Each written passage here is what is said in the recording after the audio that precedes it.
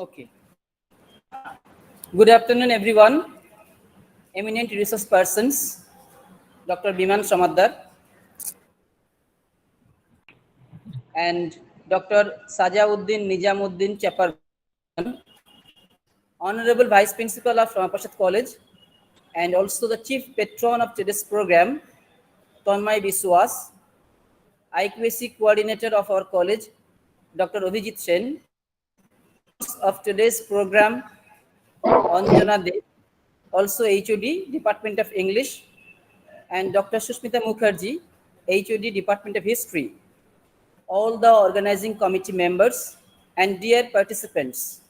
All are cordially welcome to this online extension lecture on literature and history, jointly organized by the Department of English and Department of History in collaboration with IIT SYAMAPRASAD College, Kolkata. At the outset of today's program, I, Dr. Muhammad Abdul Salim, one of the conveners of this program, would like to request our Honorable Vice Principal Sir, Tanmay Biswas, to convey the welcome address. Over to you, Vice Principal Sir. Are you there? Vice Principal Sir?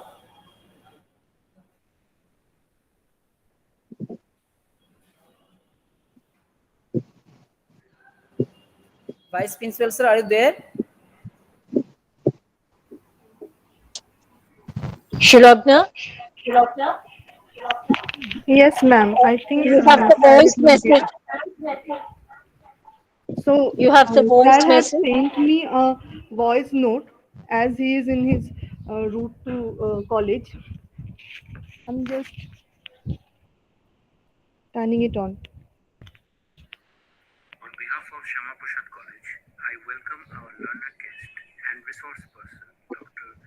Sajauddin Chaparban, Assistant Professor in Center for Diaspora Studies at Central University of Gujarat, Gandhinagar, India. I'm also taking this opportunity and welcome our learned guest and resource person, Dr. Biman Samadar, Department of History, Shantipur College. We are very grateful to them for accepting our invitation and becoming guest and resource person of today's event. In today's event, we will have an online extension lecture on Partition Revisited, Reflections in Literature and History.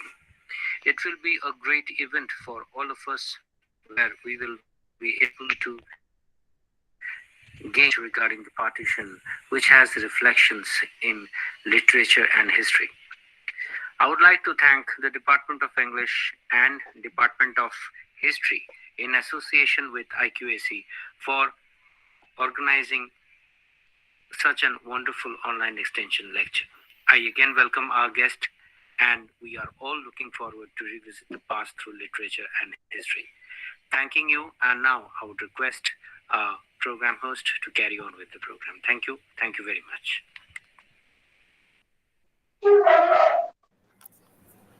Thank you, Vice Principal Sir.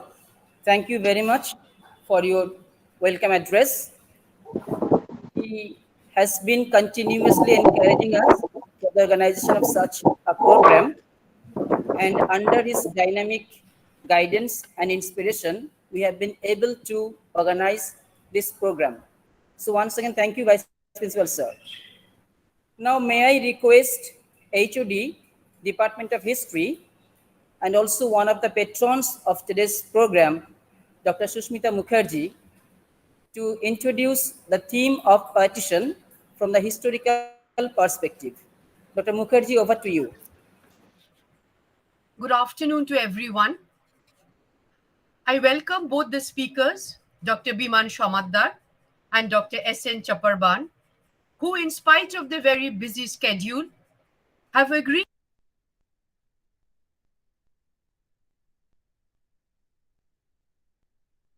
Sushmita Di, Sushmita ma'am, your unmute microphone is yourself. off. Oh, sorry. Uh, then should I start from the beginning? Okay. Good afternoon to everyone. I welcome both the speakers, Dr. Biman Shomaddar and Dr. S.N. Chaparban, who, in spite of the very busy schedule, have agreed to present their views in today's webinar titled Partition Revisited, Reflections in Literature and History. As we all know, partition is a very important milestone in the history of Indian subcontinent. Mushrul Hassan, in the preface of his edited volume, India Partitioned, the Other Face of Freedom, has stated that no other country in the 20th century has witnessed two such contrary movements taking place at the same time. If one was a popular nationalist movement, unique in the annals of world history for ousting the colonizers through nonviolent means, the other was the counter movement of the partition, marked by violence, cruelty, bloodshed, displacement, and massacre. If one was the cause of celebration, the other caused great anguish and indignation. In India and Pakistan, Hindus, Muslims, Sheikhs were caught up in the crossfire of politics and religion. Many had no idea of the newly demarcated frontiers or little or no knowledge of, of how Mountbatten's plan or the Radcliffe's award would change the lives and destinies of millions and uproot them from their familiar social and cultural moorings. In Bengal, partition brought in an influx of refugees. Calcutta, being the most important urban center of this region, perhaps was most affected. By 1951, according to the census data, Calcutta had 4,33,000 Bengali Hindu refugees coming from East Pakistan, and their numbers continued to increase over the years. Government was not prepared to handle this influx of refugees, and colonies were set up in Calcutta and its neighborhood. It had its own problems and politics.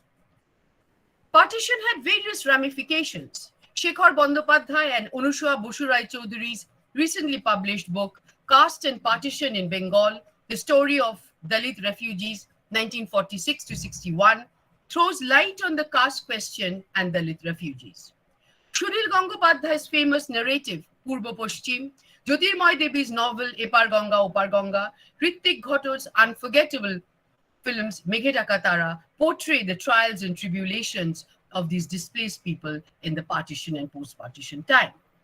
In order to understand or internalize the trauma of partition, we have to look not only at history, but also at the archives of memories of people like memoirs, recollections, diaries, excerpts from biographies, and those who experienced partition firsthand. Urvashi Butalia's book, The Other Side of Silence, Voices from the Partition of India, approaches history from the angle of personal narrative and deals with individual experiences, private pains. Novels, short stories, poems in different languages emerged as important forms of expression. Today, we are fortunate to have with us two erudite speakers who will enlighten us on different dimensions of partition. Thank you so much. Over to Shulak. Thank you, Dr. Mukherjee, for your brief but informative introduction to the theme of partition from a historical point of view. Now, may I request Shulagna Shom, one of the conveners of today's program and state-aided college teacher, Department of History of SYAMAPRASAD College, to introduce our first speaker, Dr. Biman Shomaddar. Shulagna, over to you.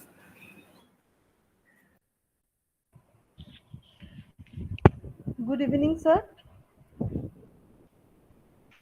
আজকে আমাদের যে বিষয়, আজকে আমাদের আলোচনার যে বিষয়, সেই বিষয় আমাদের মধ্যে উপস্থাপিত করবেন দুজন বিখ্যাত প্রখ্যাত ইতিহাস এবং সাহিত্য কেন্দ্রিক আলোচনার দুই প্রখ্যাত অধ্যাপক। তার মধ্যে আমাদের ইতিহাস বিষয়ে আলোচনা করবেন অধ্যাপক বিমান সমাদ্দার। বিমান সমাদ্দার স্যার রহরা রামকৃষ্ণ মিশনের ছাত্র ছিলেন এবং পরবর্তীকালে তিনি ব্রহ্মানন্দ কেশবচন্দ্র কলেজ থেকে ইতিহাসে স্নাতক হয়ে যাদবপুর বিশ্ববিদ্যালয় থেকে স্নাতকোত্তর করেন। কলকাতা বিশ্ববিদ্যালয় থেকে উনি কলকাতা শহরতলির উদ্বাস্তু কলোনির সংকট ও রাজনীতিকরণ পিএইচডি ডিগ্রি অর্জন করেছেন। তিনি দ্য এশিয়াটিক সোসাইটি কলকাতায় রিসার্চ ফেলো হিসেবে যুক্ত ছিলেন। পরবর্তীকালে বাঁকুড়া খ্রিস্টান কলেজ ও বর্তমানে শান্তিপুর কলেজের ইতিহাস বিভাগে বিভাগীয় প্রধান হিসাবে কর্মরত। অতিথি অধ্যাপক বিদ্যাসাগর বিশ্ববিদ্যালয় ও রবীন্দ্র ভারতী বিশ্ববিদ্যালয়ের ইতিহাস বিভাগে এবং কলকাতা বিশ্ববিদ্যালয়ের হিস্ট্রি ও বিভাগে 1946-এর দাঙ্গা, উদ্বাস্তু আন্দোলন, উদ্বাস্তু পরিচিতি সত্তা, উদ্বাস্তু নারী বিষয়ে তার একাধিক গবেষণামূলক প্রবন্ধ আছে। বর্তমানে মধ্যযুগের ভারতের সমর কৌশল, বারুদ ও আগ্নেয়াস্ত্রের ব্যবহার নিয়ে তিনি গবেষণারত। কাম স্যার এগেইন, আমি অনুরোধ করব আপনাকে আজকের এই আলোচনা সভায় আপনার মূল্যবান বক্তব্য দিয়ে আপনার মতামত রাখতে। ধন্যবাদ। সঞ্চালককে ধন্যবাদ। আমি প্রপারলি অডিবল? হ্যাঁ sir. Yes, sir. Yes, sir. Yes, sir. Yes, sir. আয়োজক কলেজের অধ্যক্ষ, ডিপার্টমেন্টের সকল শিক্ষক, ইংলিশ ডিপার্টমেন্টের সকল শিক্ষক এবং যারা শুনছেন ছাত্রছাত্রী, সবাইকে ধন্যবাদ জানিয়ে আমি খুব ছোট্ট করে আজকে আমার বক্তব্য রাখবো। আমি একটু পুয়ার নেটওয়ার্ক কন্ডিশনে রয়েছি, তো আমি যদি ভিডিওটা অফ করে বলি আপনাদের আশা করি কোনো সমস্যা নেই, তাহলে গেমটা ভালো থাকবে। Sure, sir. যে বিষয় নিয়ে আজকে আমরা আলোচনা করতে বসেছি, প্রথমেই জানাই এটা বাঙালি হিসাবে আমাদের অত্যন্ত পরিতাপের বিষয় যে দেশভাগ, বাঙালি উদ্বাস্তুর আগমন, তাদের অবস্থা, তাদের পুনর্বাসন, সরকার, রাজনীতি, সরকারের বদলে যাওয়া, এই সবকিছু নিয়ে বাঙালি হিসাবে বড় দেরি করে আমরা আমাদের গবেষণাটা শুরু করেছি। এটা আমাদের যথেষ্ট আক্ষেপ করার কারণ আছে। অন দ্য কন্ট্রারি, পাঞ্জাব 90-এর দশকের শুরু থেকেই দেশভাগের বিষয়ে গবেষণা শুরু করে দিয়েছে। ফলে তারা যে প্র্যাকটিক্যাল অ্যাডভান্টেজটা পেয়েছিল, তারা প্রথম স্তরের উদ্বাস্তু, যারা ফার্স্ট জেনারেশন রিফিউজি, তাদেরকে জীবন্ত অবস্থায় পেয়েছিল। ফলে অনেক বড় স্মৃতির আখ্যান পাঞ্জাবে তারা রক্ষা করতে পেরেছে। আমাদের দুর্ভাগ্য, আমরা 99-এরও পরে 2000-এর মাঝামাঝি সিরিয়াসলি, তার আগে একটা পেপার লেখা শুরু হয়েছিল, সিরিয়াসলি গবেষণা 2000-এর মাঝামাঝি গিয়ে আমরা শুরু করি এবং দুর্ভাগ্যজনকভাবে প্রথম জেনারেশনের উদ্বাস্তুরা অনেকেই তখন আর নেই, বা থাকলেও স্মৃতি হারিয়েছেন, অশক্ত হয়ে পড়েছেন। আমি যখন গবেষণা শুরু করি তখন আমার সৌভাগ্য তাদের কয়েকজনকে আমি জীবন্ত অবস্থায় পেয়েছিলাম এবং খানিকটা মেমোরির হিস্ট্রি আমি রক্ষা করতে পেরেছিলাম। আজকে যে বিষয় নিয়ে বলবো, বিষয়ে ফিরি। উদ্বাস্তু, সরকার ও রাজনীতি। প্রসঙ্গ কলকাতা শহরতলি, 1947 থেকে 77। বিষয় ঢোকা বা জটিল করার আগে সহজ করে বলে নি বিষয়টা কি ছিল। আমরা সবাই জানি 47-এর দেশভাগ উচ্চতর নেতৃত্বের অঙ্গুলি হেলনে হয়। সাধারণ মানুষ, কংগ্রেস এবং লীগের মাঝারি তলা এবং নিচুতলার নেতৃত্ব কেউ ঠিক দেশভাগে স্বচ্ছন্দ ছিলেন না। তাদেরকে রাজি করার জন্যই সম্ভবত দাঙ্গার জাল বুনতে হয় এবং একটা সময় মানুষ বিরক্ত হয়ে স্বতঃস্ফূর্তভাবে দেশ ছেড়ে অন্য দেশে চলে যাওয়াটাই স্বাভাবিক, এটাই সুস্থতার লক্ষণ, এই জিনিসটা মেনে নিতে শুরু করে।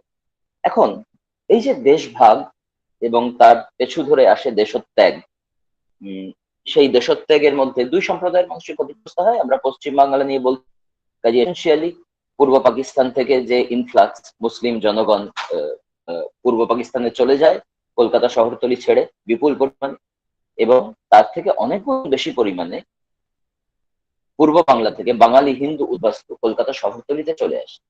এখন কলকাতা শহরতলিতে চলে আসার পরে উদ্বাস্তুদের রাষ্ট্র কিভাবে দেখলো, ক্ষমতাসীন দল, আমাদের এই আলোচনার সময় প্রদেশ কংগ্রেস বলে উল্লেখ করব, তারা কিভাবে দেখলো, সাধারণ মানুষ কিভাবে দেখলো, এই বিষয়টা আমাদের আলোচনায় আসবে। সেই উদ্বাস্তুদের পুনর্বাসনের জন্য সরকার কি ব্যবস্থা করলো, দল কি ব্যবস্থা করলো, সেটা আমাদের আলোচনার মধ্যে আসতে হবে।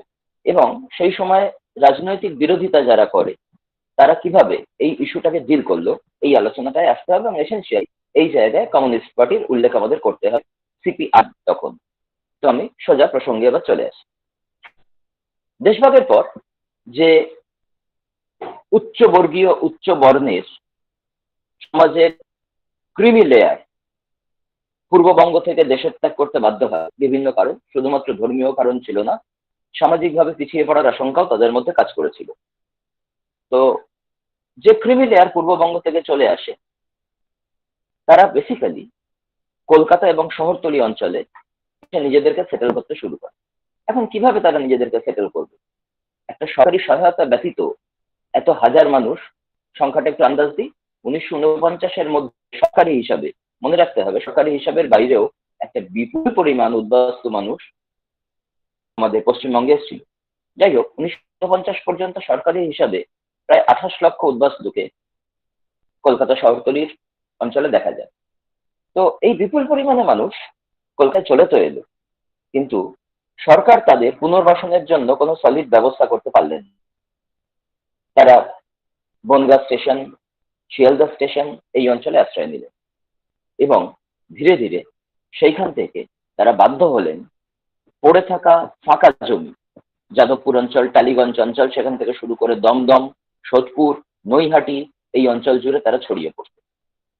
অন্যের দাম বাড়ার সম্ভাবনায় রেখে দেওয়া জমি, কারণ বাগান বাড়ি, এগুলো তাদের দলের বিষয়বস্তু হয়ে উঠল। আমি বারবার একটা কথা বলি, উদ্বাস্তুদের সাথে অজস্র ইন্টারভিউ করার অভিজ্ঞতা থেকেই বলি, উদ্বাস্তুরা স্বেচ্ছায় জমি দখল করতে চান। পূর্ববঙ্গের কৃষিজীবী সম্প্রদায়ের মানুষের সংখ্যাধিক্য ছিল এই উদ্বাস্তুদের মধ্যে। তারা জমির অধিকারকে পবিত্র অধিকার বলে মনে করতেন। তারা বিশ্বাস করতেন যে অন্যের জমি দখল করতে নেই। কিন্তু শিয়ালদা স্টেশনে পড়ে আছে দিনের পর দিন, সরকার কোনো দায়িত্ব নিচ্ছে না। মাঝে মাঝে ভারত সেবাশ্রম সংঘ বা রামকৃষ্ণ মিশন থেকে খিচুড়ি খাইয়ে যাচ্ছে। কখনো কখনো তাদের বাড়ির বউদের পতিতাপল্লীর দালালরা এসে বউ মেয়েকে ফুসলে নিয়ে যাচ্ছে। এই অবস্থায় তো দিনের পর দিন থাকা যায় না। ফলে একসময় তারা এই জমিগুলোকে দখল করার চেষ্টা শুরু হলো একটা নতুন ধরনের আন্দোলন, যাকে আমরা জবরদখল কলোনি নির্মাণ আন্দোলন বলি। এই আন্দোলন আচমকা কলকাতা শহরতলির ডেমোগ্রাফি, জিওগ্রাফি, টোটাল মানচিত্রকে বদলে দিল, জনঘনত্বের হিসাবকে বদলে দিল। কলকাতায় বাঙালি আবার সংখ্যাগরিষ্ঠ হয়ে পড়লো। মূল কলকাতায় বাঙালি সংখ্যালঘু হয়ে গেছিল অবাঙালিদের কাছে। এই সময় খুব ইন্টারেস্টিং একটা তথ্য এটা, উদ্বাস্তু আগমনে বাঙালি আবার সংখ্যাগরিষ্ঠ জায়গায় পৌঁছায়। তো যাই হোক, প্রথম যে অঞ্চলে তারা কলোনি তৈরি করা শুরু করে সেটা হচ্ছে যাদবপুর অঞ্চল। এই অঞ্চলে বিজয়গড় বলে একটা জায়গা, যেটা একটা পরিত্যক্ত আমেরিকান সেনা ছাউনি ছিল, সেই অঞ্চলে স্থানীয় কংগ্রেসি নেতা সন্তোষ দত্তর একটা মৌখিক কথা হয় বিধান রায়ের সাথে, এবং উদ্বাস্তুরা এই জায়গাটায় বাস করতে শুরু করে। এবং এই জায়গায় যখন প্রথম উদ্বাস্তু কলোনি তৈরি হয়, খানিকটা সরকারি প্রশ্রয়ে এই খবরটা ছড়িয়ে পড়ার পর হাজার হাজার উদ্বাস্তু ওই অঞ্চলে কলোনি নির্মাণে কাজে চলে আসে। সম্পূর্ণ বিজয়গড় ভরে যায় এবং পার্শ্ববর্তী অঞ্চলে অজস্র কলোনি গড়ে ওঠে। নেতাজিনগর, আজাদগড়, রিজেন্ট, রানীকুঠি, বাঘাযতীন, এই অঞ্চল জুড়ে অজস্র কলোনি গড়ে ওঠে। এই কলোনির ভেতরের গল্পে অনেক রাপচার আছে, অনেক ফাটল আছে, উদ্বাস্তুদের মধ্যে অনেক অবিশ্বাসের জায়গা আছে। এই জায়গাটায় আমি আমার আলোচনার একদম শেষ স্তরে আসবো। আপাতত আমি বলতে চাই যেটা, যে এই প্রবণতা যাদবপুরে সীমাবদ্ধ থাকে না। এই জবরদখল কলোনির প্রবণতা এর পরেই দমদম অঞ্চলে গিয়ে পৌঁছায়। 1949-এর মধ্যে প্রায় পুরো দমদম অঞ্চলে ফেলে রাখা জমি, বাগান বাড়ি জবরদখল হয়ে যায় এবং অজস্র উদ্বাস্তু কলোনি এখানে গড়ে যায়। এখান থেকে আমি আলোচনাটাকে একটা অন্য স্তরে নিয়ে যেতে চাচ্ছি। এই যে উদ্বাস্তুরা অন্যের জমি দখল করে নিল, সরকার কি চুপ করেছিল?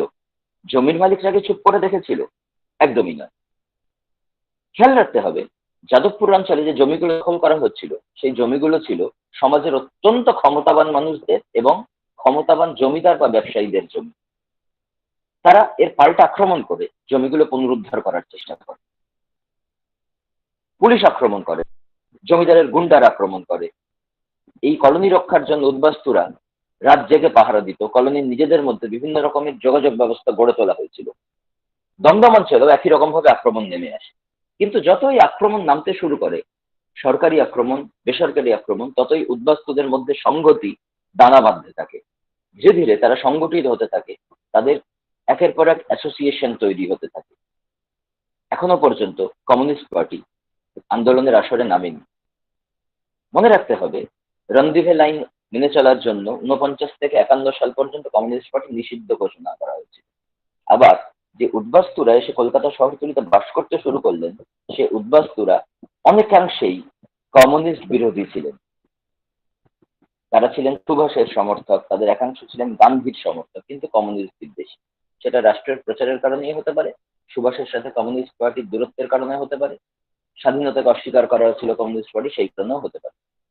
কিন্তু এই বিদ্বেষ এত তীব্র ছিল, যখন দক্ষিণ কলকাতা এবং দমদমে কলোনি কমিটি তৈরি হচ্ছে, তখন কলোনি কমিটির মধ্যে যাতে কোনো কমিউনিস্ট ঢুকতে না পারে সেই ব্যাপারে কলোনি কমিটির সদস্যরা অত্যন্ত সজাগ ছিলেন।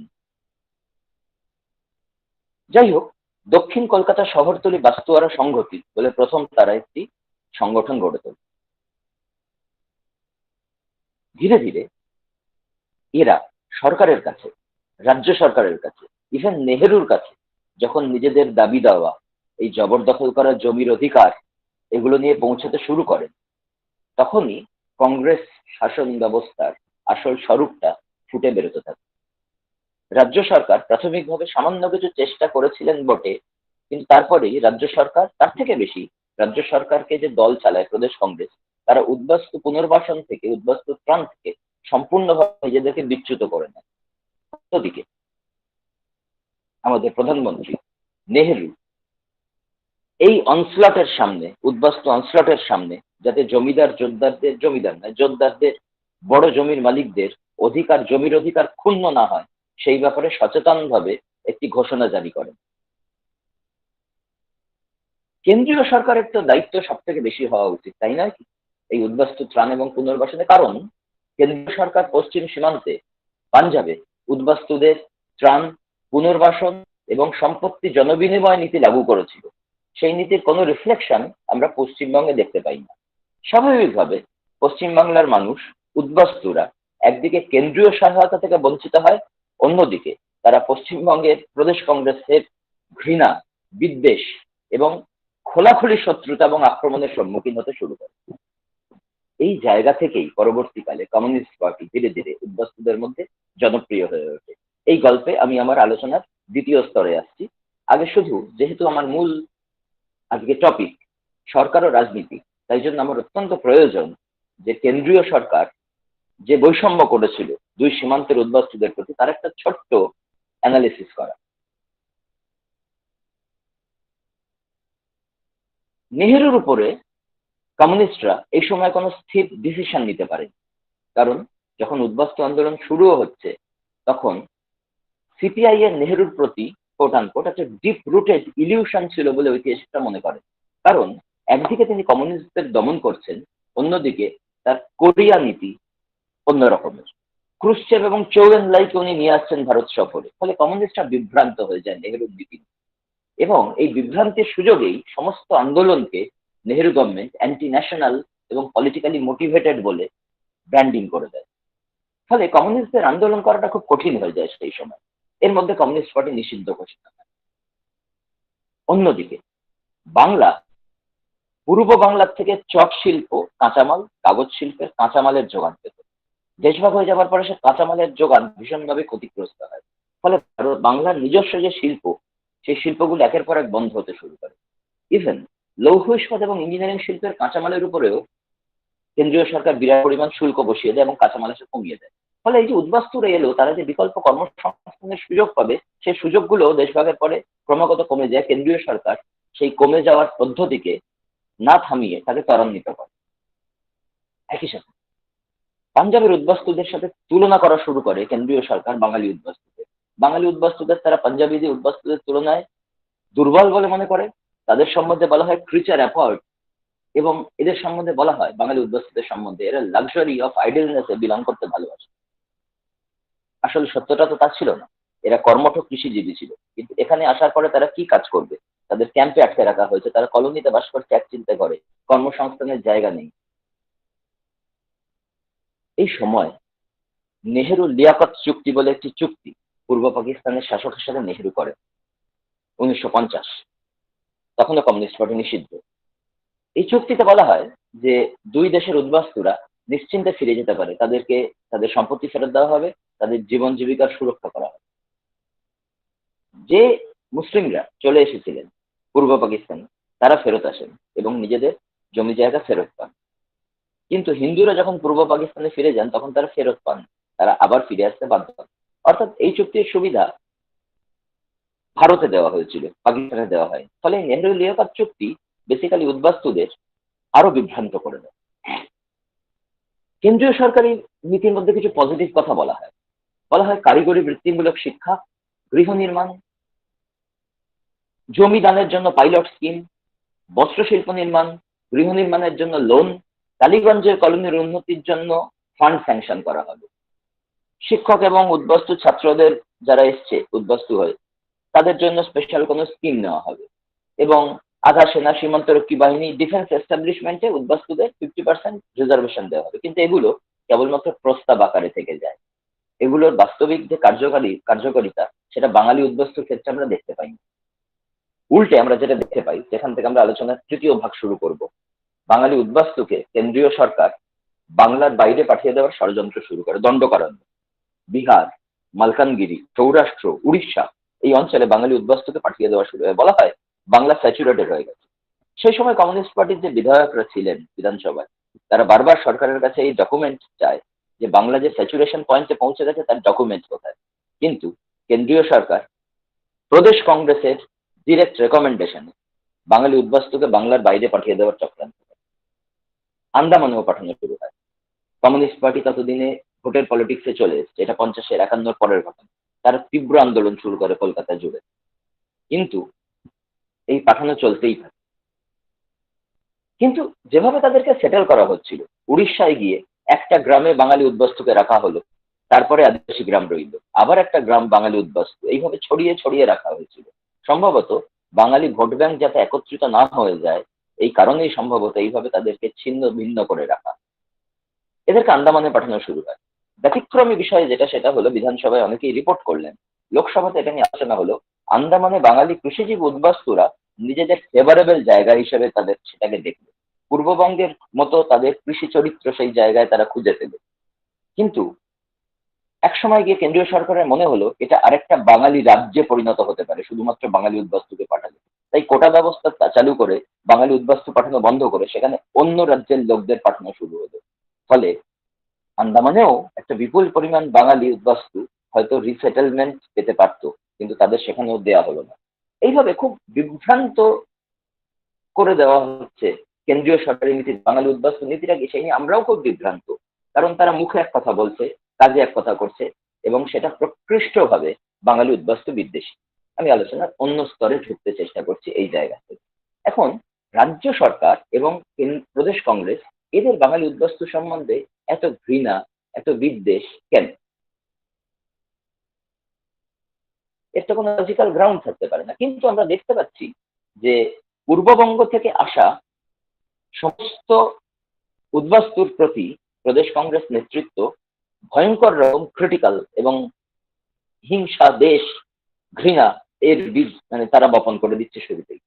উদাহরণ দিই, পূর্ববঙ্গ থেকে যখন কংগ্রেস নেতৃত্বের একটা বড় অংশ চলে আসে পশ্চিমবঙ্গে, তখন অতুল্য ঘোষের নেতৃত্বাধীন হুগলি গ্রুপ, অর্থাৎ যারা আরামবাগ, হুগলি, বর্ধমান এই অঞ্চলের, মেদিনীপুর এই অঞ্চল থেকে উঠে আসে কংগ্রেসের লিডারশিপ, তারা সেই সময় প্রদেশ কংগ্রেসে হাল ধরে রেখেছেন। নিকুঞ্জ মাইতি এরা পূর্ববঙ্গ থেকে চলে আসা কংগ্রেস নেতৃত্বের একটা বড় অংশকে এইখানে মেম্বারশিপ দিতে চাননি, কারণ তাদের মনে হয়েছিল যে পূর্ববঙ্গ থেকে আসা বিপুল পরিমাণ কংগ্রেস নেতা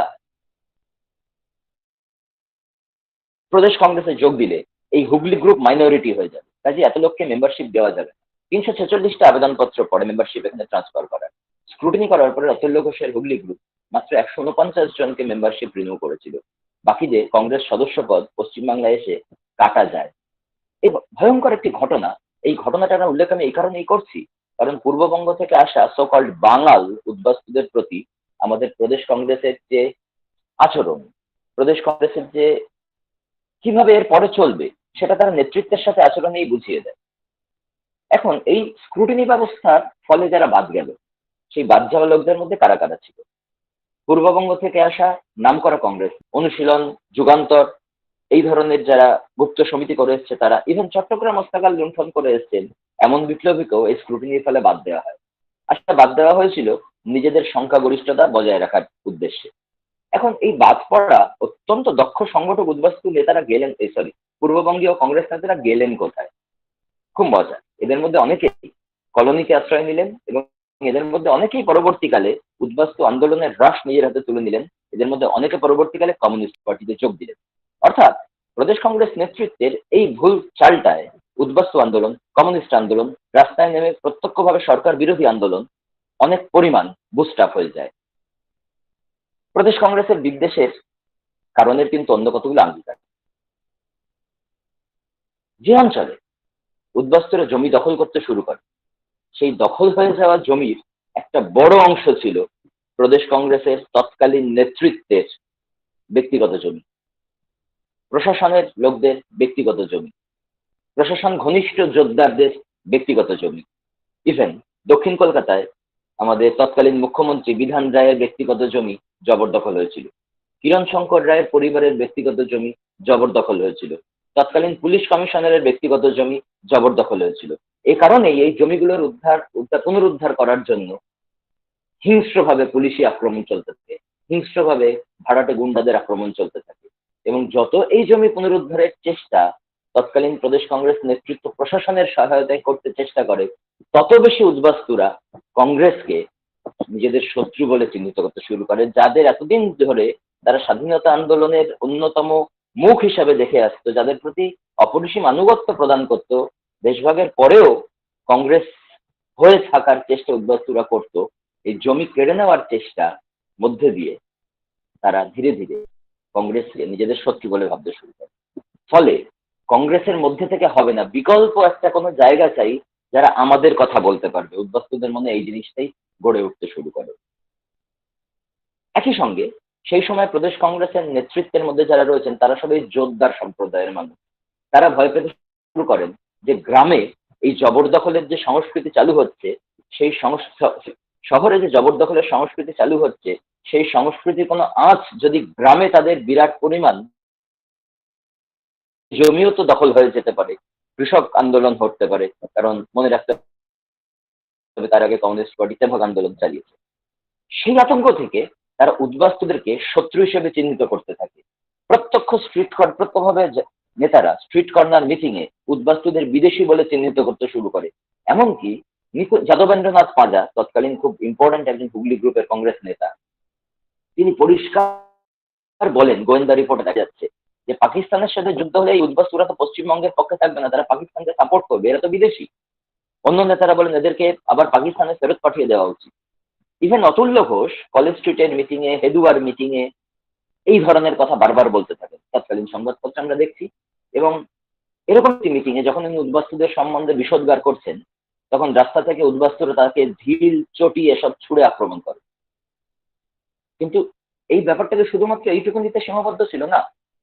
দমদম অঞ্চলে গবেষণা করার সময় যখন ইন্টারভিউ করছি, তখন একটি পার্টিকুলার অঞ্চল মতিঝিলের উল্টো দিকে যে বিপুল পরিমাণ উদ্বাস্তু কলোনি রয়েছে, তার একাধিক উদ্বাস্তু আমায় বলেন যে বিধান রায় অত্যন্ত উদ্বাস্তু বিদ্বেষী ছিলেন। তার আগে পর্যন্ত আমারও এরকম ধারণা ছিল না। মনে হতো বিধান রায়ের ইতিহাস যেভাবে তৈরি হয়েছে এখনো পর্যন্ত, অর্থাৎ যে মোটা দাগের, বড় দাগের মোটা মোটা ইতিহাসগুলো আমরা পড়ে বড় হয়েছি, সেখানে বিধান রায়কে তো বাঙালি দরদি, উদ্বাস্তু দরদি, খুব ভালো একজন সচ্চরিত্রের মানুষ বলে মনে করা হয়েছে। কিন্তু ব্যর্থহীন ভাষায় আজকে বলতে পারি আমরা যে উদ্বাস্তুদের প্রতি বিধান রায় সহমর্মী ছিলেন না। উদাহরণ হিসেবে ওনারা আমাকে একটা বাড়ি দেখাতে নিয়ে যায়, মতিঝিলের একটি বাড়ি। সেই বাড়িতে 50-51 এই সময় বিধান রায় নিজে মিটিং করতে এসেছিলেন অতুল্য ঘোষকে সঙ্গে নিয়ে। এবং সে বাড়িতে দমদমের যারা জমির মালিক ছিল, যাদের জমি হারিয়েছিল, কংগ্রেস নেতৃত্ব এদের সঙ্গে নিয়ে এই দুজন কংগ্রেস নেতা প্ল্যান করেন যে কিভাবে উদ্বাস্তুদের দমদম থেকে তাড়ানো যায়। তার পরের বছর দমদমের জিটিআর ময়দান স্টেশনের কাছেই সেখানে একটি বড় প্রদর্শনী আয়োজন করে প্রদেশ কংগ্রেস। সেই প্রদর্শনীতে মডেল দিয়ে দেখানো হয়েছিল যে উদ্বাস্তুর আসার আগে দমদম কত সুন্দর ছিল, পরিষ্কার পরিচ্ছন্ন ছিল, উদ্বাস্তুর এসে কতটা নোংরা করে দিয়েছে। দেশভক্ত উদ্বাস্তুরা সে ডেকে আনেন, এটা নেতৃত্বের ফলে তাদের পাওয়া একটা দুর্ঘটনা।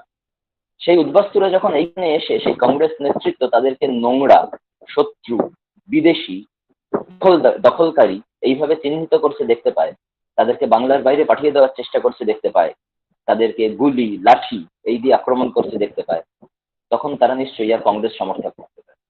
অবশ্যই পারে না। এই কারণেই 1950 সালে কমিউনিস্ট পার্টি গঠন করে ইউনাইটেড সেন্ট্রাল রিফিউজি কাউন্সিল, ইউসিআরসি। এই প্রথম চট্টগ্রাম অস্ত্রাগার লুণ্ঠনের বিপ্লবী অম্বিকা চ্যাটার্জি চক্রবর্তী ইউসিআরসির হয়ে অফিসিয়াল দায়িত্ব পান উদ্বাস্তু আন্দোলন পরিচালনা করা। আচমকাই উদ্বাস্তু সরকার এই সম্পর্কের সমীকরণটি বদলে যেতে শুরু। সমস্ত উদ্বাস্তু কমিউনিস্ট পার্টি পরিচালিত উদ্বাস্তু আন্দোলন, ইউসিআরসি পরিচালিত উদ্বাস্তু আন্দোলনে যোগদান করে। রেগুলার রাজপথে উদ্বাস্তুদের দাবি দাওয়া নিয়ে আন্দোলন শুরু হয়। রেগুলার বিধানসভা অভিযান হতে থাকে, রেগুলার পুলিশের মিছিলে আক্রমণ করে গুলি চালানো হতে থাকে, লাঠি চালানো হতে থাকে, টিয়ার গ্যাস চালানো হতে থাকে। অর্থাৎ আচমকা কংগ্রেসের সমর্থক কয়েক লক্ষ মানুষ কংগ্রেস বিরোধী হয়ে গেল এবং সেই পুরো বিরোধিতার শক্তি গেইন করলো কমিউনিস্ট পার্টি। 1951 সালে নিষেধাজ্ঞা উঠে গেল কমিউনিস্ট পার্টির। কিন্তু এর মধ্যে কমিউনিস্ট পার্টি যখন নিষেধাজ্ঞা চলছিল, তখন উদ্বাস্তুদের সাথে কমিউনিস্ট পার্টির যে যোগাযোগ, সেই যোগাযোগ রক্ষা করে চলতো মহিলা আত্মরক্ষা সমিতি। তারা উদ্বাস্তুদের ঘরে ঘরে গিয়ে মহিলাদেরকে তাদের রাজনৈতিক কথা বলতেন, উদ্বাস্তুদের দুরবস্থার কথা বলতেন, একই সাথে সাম্প্রদায়িকতা বিরোধী শিক্ষা দিতেন। কারণ এই যে উদ্বাস্তুরা চলে এসছে, তাদের মধ্যে মুসলিমদের শত্রু ভাবা, মুসলিম বিদ্বেষের জন্ম হওয়া, এটাই স্বাভাবিক। কিন্তু সেটা যাতে না আসে, সেই জন্য অসাম্প্রদায়িক হওয়ার শিক্ষাও এরা দিতেন। একই সাথে কমিউনিস্ট পার্টির সম্বন্ধে যে শিক্ষা, সেটাও দিতেন। আমি ইউসিআরসির প্রচুর মানুষ যারা অত্যন্ত বৃদ্ধ হয়ে গেছিলেন, তাদের ইন্টারভিউ করার সময় তারা বলেছিলেন যে ওই নিষিদ্ধ থাকা অবস্থায় কমিউনিস্ট পার্টি কাকে কাকে পরবর্তীকালে মেম্বারশিপ দেবে উদ্বাস্তুদের মধ্যে, সেটা আইডেন্টিফিকেশন চালিয়ে যাচ্ছিল। ফলে 51 সালে যখন কমিউনিস্ট পার্টির উপর থেকে নিষেধাজ্ঞা উঠে গেল, কমিউনিস্ট পার্টি দ্রুত উদ্বাস্তুদের নিজের ক্ষমতার বলয়ের মধ্যে টেনে আনে, তাদেরকে মেম্বারশিপ দেয়, তাদেরকে পার্টির মধ্যে আনে, তাদেরকে পার্টির অনুগামী বানায় এবং 52 সালে প্রথম সাধারণ নির্বাচনে কমিউনিস্ট পার্টি অংশগ্রহণ করে এবং 52 সালেই প্রায় প্রত্যেকটি উদ্বাস্তু বলয়ে কংগ্রেসের থেকে তারা ভালো ফল করতে শুরু করে। এইখানেও যদি প্রদেশ কংগ্রেস সামলে যেত, সাবধান হয়ে যেত, বুঝে যেত যে উদ্বাস্তু আগমন হয়েছে এবং তাদেরকে সহমর্মিতার সাথে আমাদের ডিল করতে হবে, তাহলে পশ্চিমবঙ্গের ইতিহাস অন্যরকম হতে পারত।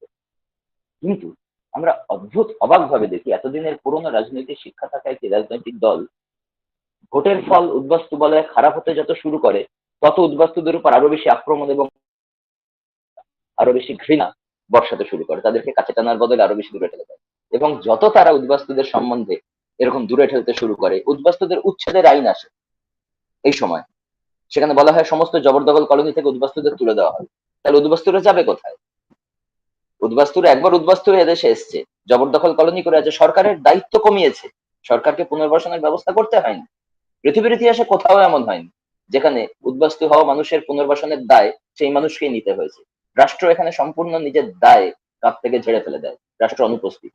অর্থাৎ রাষ্ট্রের দায়ভার কমিয়ে দিলে যে মানুষগুলো, তাদেরকে আবার উচ্ছেদ করার চেষ্টা শুরু করে প্রত্যক্ষভাবে কংগ্রেস সরকার। এবং যতই চেষ্টা করে, তত কমিউনিস্ট পার্টির প্রতি উদ্বাস্তু আনুগত্য বাড়তে থাকে, তত কমিউনিস্ট পার্টির সঙ্গে উদ্বাস্তুরা রাস্তায় নেমে আসতে থাকে, উদ্বাস্তু মহিলারা অব্দি রাস্তায় নেমে আসতে থাকে, উদ্বাস্তু আন্দোলনের ব্যাপ্তি একটা বিপুল জায়গায় গিয়ে পৌঁছায়। ঠিক এই জায়গায় দাঁড়িয়ে কমিউনিস্ট পার্টি উদ্বাস্তু আন্দোলনকে কেন্দ্র হিসাবে ধরে নিয়ে তার সাথে আস্তে আস্তে জুড়ে দিতে থাকে বাকি মানুষদের, যারা উদ্বাস্তু নয়, যারা এদেশীয় মানুষ, যারা ওদেশীয় মানুষ, সবার কতগুলো কমন দাবি নেওয়া আন্দোলন। কমিউনিস্ট পার্টির এর আগে ভিত্তি ছিল গ্রামীণ।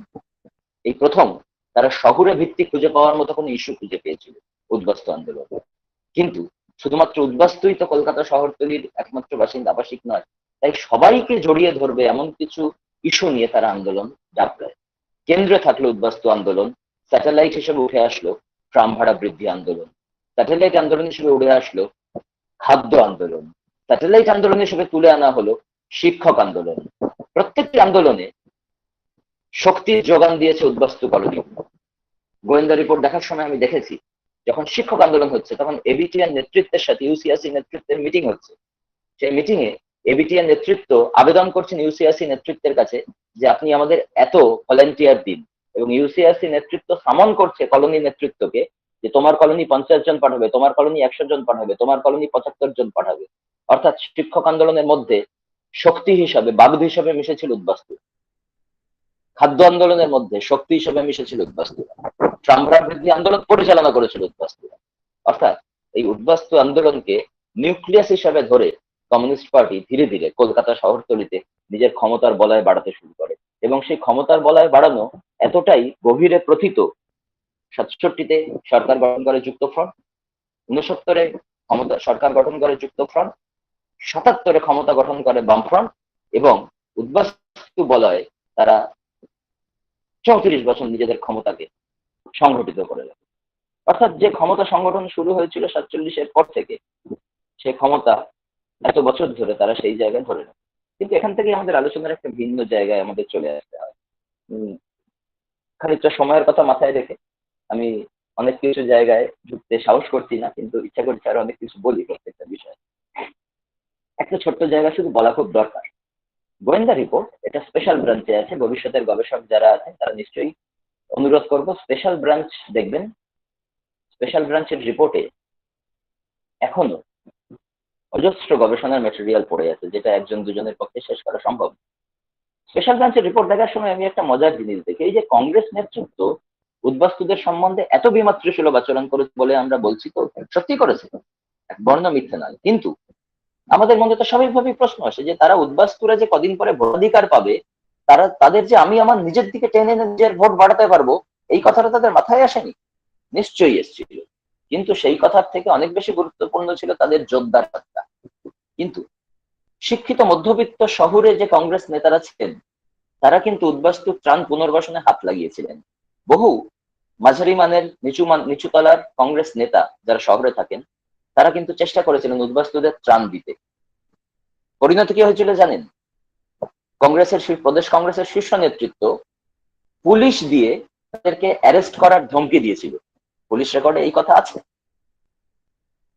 বিরক্ত হয়ে তার মধ্যে একটা বড় অংশ কংগ্রেস পার্টি ত্যাগ করে, কমিউনিস্ট পার্টিতে যোগদান করে। অর্থাৎ প্রদেশ কংগ্রেস ঠিকই করে নিয়েছিল তার উদ্বাস্তুদেরকে শত্রু হিসাবে ট্রিট করবে, এবং এই এর মধ্যে না রেখে তারা অসহনীয় করবার জন্য, উদ্বাস্তুদের জীবন অসহনীয় করে দেওয়ার জন্য একটি কল্পিত সামাজিক লড়াইয়ের সৃষ্টি করে। যে কল্পিত সামাজিক লড়াইয়ের নাম হলো ঘটি বাঙাল দ্বন্দ্ব। তোমাকে পুলিশ দিয়ে মারবো, তোমাকে জমিদারের গুন্ডা মারবে, আমি আইন দিয়ে তোমায় মারবো, এবং একই সাথে এখানে বাস করতে গেলে তোমাকে প্রতিনিয়ত যাতে ব্যাঙ্গের সামনে পড়তে হয় সেটাও এনশিওর করবে। এটা একটা ক্রিয়েশন, সরকার এটা নির্মাণ করেছিল। ঘটির সাথে শত্রুতা বাঙালের এই নির্মাণ করেছিল। রাস্তায় বেরোলে উদ্বাস্তু মহিলা যখন দোকানে যেত, তাকে কথা শুনতে হতো। উদ্বাস্তুরা নিজেদের পরবর্তী প্রজন্মের পড়াশোনার ব্যাপারে অত্যন্ত মনোযোগী ছিল, এদেরকে স্কুলে গেলে ব্যাঙ্গের সামনে পড়তে হতো। আমাকে এক বয়স্ক উদ্বাস্তু, অশক্ত 80 বছরের বৃদ্ধ, তিনি বলেছেন আমার স্কুলে যেতে লজ্জা করতো। কারণ কি না, গেলেই আমার যারা কলকাতার ছেলে তারা বলতো ওই বাঙালি এসছে, বাঙালি এসছে বলে একটা কবিতা বলতো। কবিতাটা কি আমার মুখস্থ হয়ে গেছে, উনি এত সুর করে বলেছিলেন, বাঙাল মনুষ্য নয়, বিচিত্র এক জন্তু, লম্ফ দিয়ে গাছে ওঠে, লেজ নেই কিন্তু। এই বলে বাঙাল উদ্বাস্তু ছাত্রের পেছনে লাগা। অর্থাৎ সামাজিক ভাবেও তাদেরকে কোণঠাসা করে দেওয়ার জন্য সব রকমের প্রকৌশল বাজারে নামানো হয়েছিল। এই সমস্ত আক্রমণ থেকে মুক্তির উপায় হিসেবে তারা কমিউনিস্ট পার্টির শেল্টার নেয়, এবং কমিউনিস্ট পার্টি সংগতভাবে একমাত্র একটি দল যে তাদের জন্য আন্দোলন করেছিল। কিন্তু এই আন্দোলনের মধ্যেও প্রচুর রাপচার এবং ডিসকন্টিনিউটি ছিল, যেটা আমি আগেই বললাম। একটু ছোট্ট ছুঁয়ে দিয়ে আমি এই গল্প বলার টপিক নয় আজকে, তবুও একটু বলা দরকার। এই যে এখনো পর্যন্ত যে গল্প বললাম, সেই গল্প শুনে মনে হচ্ছে উদ্বাস্তুরা একটা সমসত্ব মাধ্যম, একটা মনোলিথিক পিলার, সবাই তারই 4টে ইউনিটি মেনটেন করে, মোটেই না। দক্ষিণ কলকাতার বিজয়গড় কলোনি, সেখানে কলোনির নেতৃত্বে যারা ছিলেন, প্রথমত প্রত্যেক জায়গার কলোনির নেতৃত্বে যারা ছিলেন তারা নিজেদের জন্য ভালো ভালো প্লট নিতেন, উঁচু জায়গায় বড় বড় প্লট, সাধারণ উদ্বাস্তুদের জন্য ছোট প্লট, এবং তারা রীতিমতো অফিস খুলে বিজয়গড়ের কংগ্রেস প্রভাবিত উদ্বাস্তু নেতারা জমির দালালি শুরু করেছিল। কখনো কখনো উদ্বাস্তুদের জমি থেকে তাড়িয়ে দিয়ে অন্য উদ্বাস্তুকে বেশি দামে জমি বিক্রি করে দেওয়া হতো। পার্শ্ববর্তী ছোট কলোনি দুর্বল হলে সেই জমির উপর আক্রমণ করে সেই কলোনির জমি দখল করে নতুন করে তারা বিক্রি করত। অর্থাৎ রীতিমতো একটি সিন্ডিকেট তারা চালু করে দিয়েছিল দক্ষিণ কলকাতায়, এই শহরতলির অঞ্চলে। এবং যারা এই কাজটা করেছিলেন প্রত্যেকে হচ্ছেন কংগ্রেস প্রভাবিত উদ্বাস্তু নেতা। এর বিরুদ্ধে কমিউনিস্ট ভাবধারায় দীক্ষিত যুবকরা প্রতিরোধ শুরু করে। দক্ষিণ কলকাতায় মাঝে মাঝেই রক্তারক্তি মারপিট হতো কলোনির মধ্যে, বিশেষত বিজয়গড়, আজাদগড়, নেতাজিনগর, বিজয়গড়, বাঘাযতীনেও একই ঘটনা। এই ঘটনাগুলো এত রেগুলারলি ঘটতো, অথচ এর কোনো ইতিহাস কখনো ডকুমেন্টেড হয়নি। কারণ কলোনির ভেতরের এই সংগ্রামের ইতিহাস জানা যায়নি, পুলিশ ঢুকতে পারতো না, গোয়েন্দা ঢুকতে পারতো না, কলোনির ভেতরের গল্প গোয়েন্দা তথ্যে পাওয়া যায় না, পুলিশ রেকর্ডে থাকে না। এই ইতিহাস খুঁজে বার করতে হয় মানুষের মেমোরি থেকে, স্মৃতি থেকে। এই স্মৃতির ইতিহাস অনুসন্ধান করে আমরা নিশ্চিতভাবে বলতে পারি, আমার গবেষণা অনেকটাই সেটা প্রমাণ করার চেষ্টা করেছে, যে উদ্বাস্তু আইডেন্টিটি, তার মধ্যে বহু স্তর আছে। উদ্বাস্তুরা পার্শ্ববর্তী উদ্বাস্তুর জমি দখল করার জন্য প্রতিনিয়ত সচেষ্ট থাকতো, সুযোগ পেলেই পাশের বাড়ির একটুখানি জমি সে দখল করে নিত। এই নিয়ে সালিশি সভা বসতো, মিটিং মিছিল হতো, কিন্তু কোনো ডকুমেন্ট রাখা হতো না। এগুলো স্মৃতির ইতিহাস থেকে পাওয়া যায়। নৈহাটি থেকে টালিগঞ্জ, যাদবপুর, এই অঞ্চলের যে কটা কলোনিতে আমি গেছি প্রত্যেকটা কলোনিতে এই অভিযোগগুলো খুব কমন এবং স্টিরিওটাইপ। নেতৃত্ব জমির ব্যবসা করে, নেতৃত্ব নিজের প্লটগুলো ভালো নেয়। আমাকে ঘুরিয়ে ঘুরিয়ে দেখিয়েছে বেলঘড়িয়ার কয়েকটা কলোনির উদ্বাস্তুরা, এই দেখুন নেতা ছিল, দেখুন কি সুন্দর 5 কাঠার প্লট, বাকি উদ্বাস্তুরা পেয়েছে 3 কাঠার কি 2.5 কাঠার প্লট।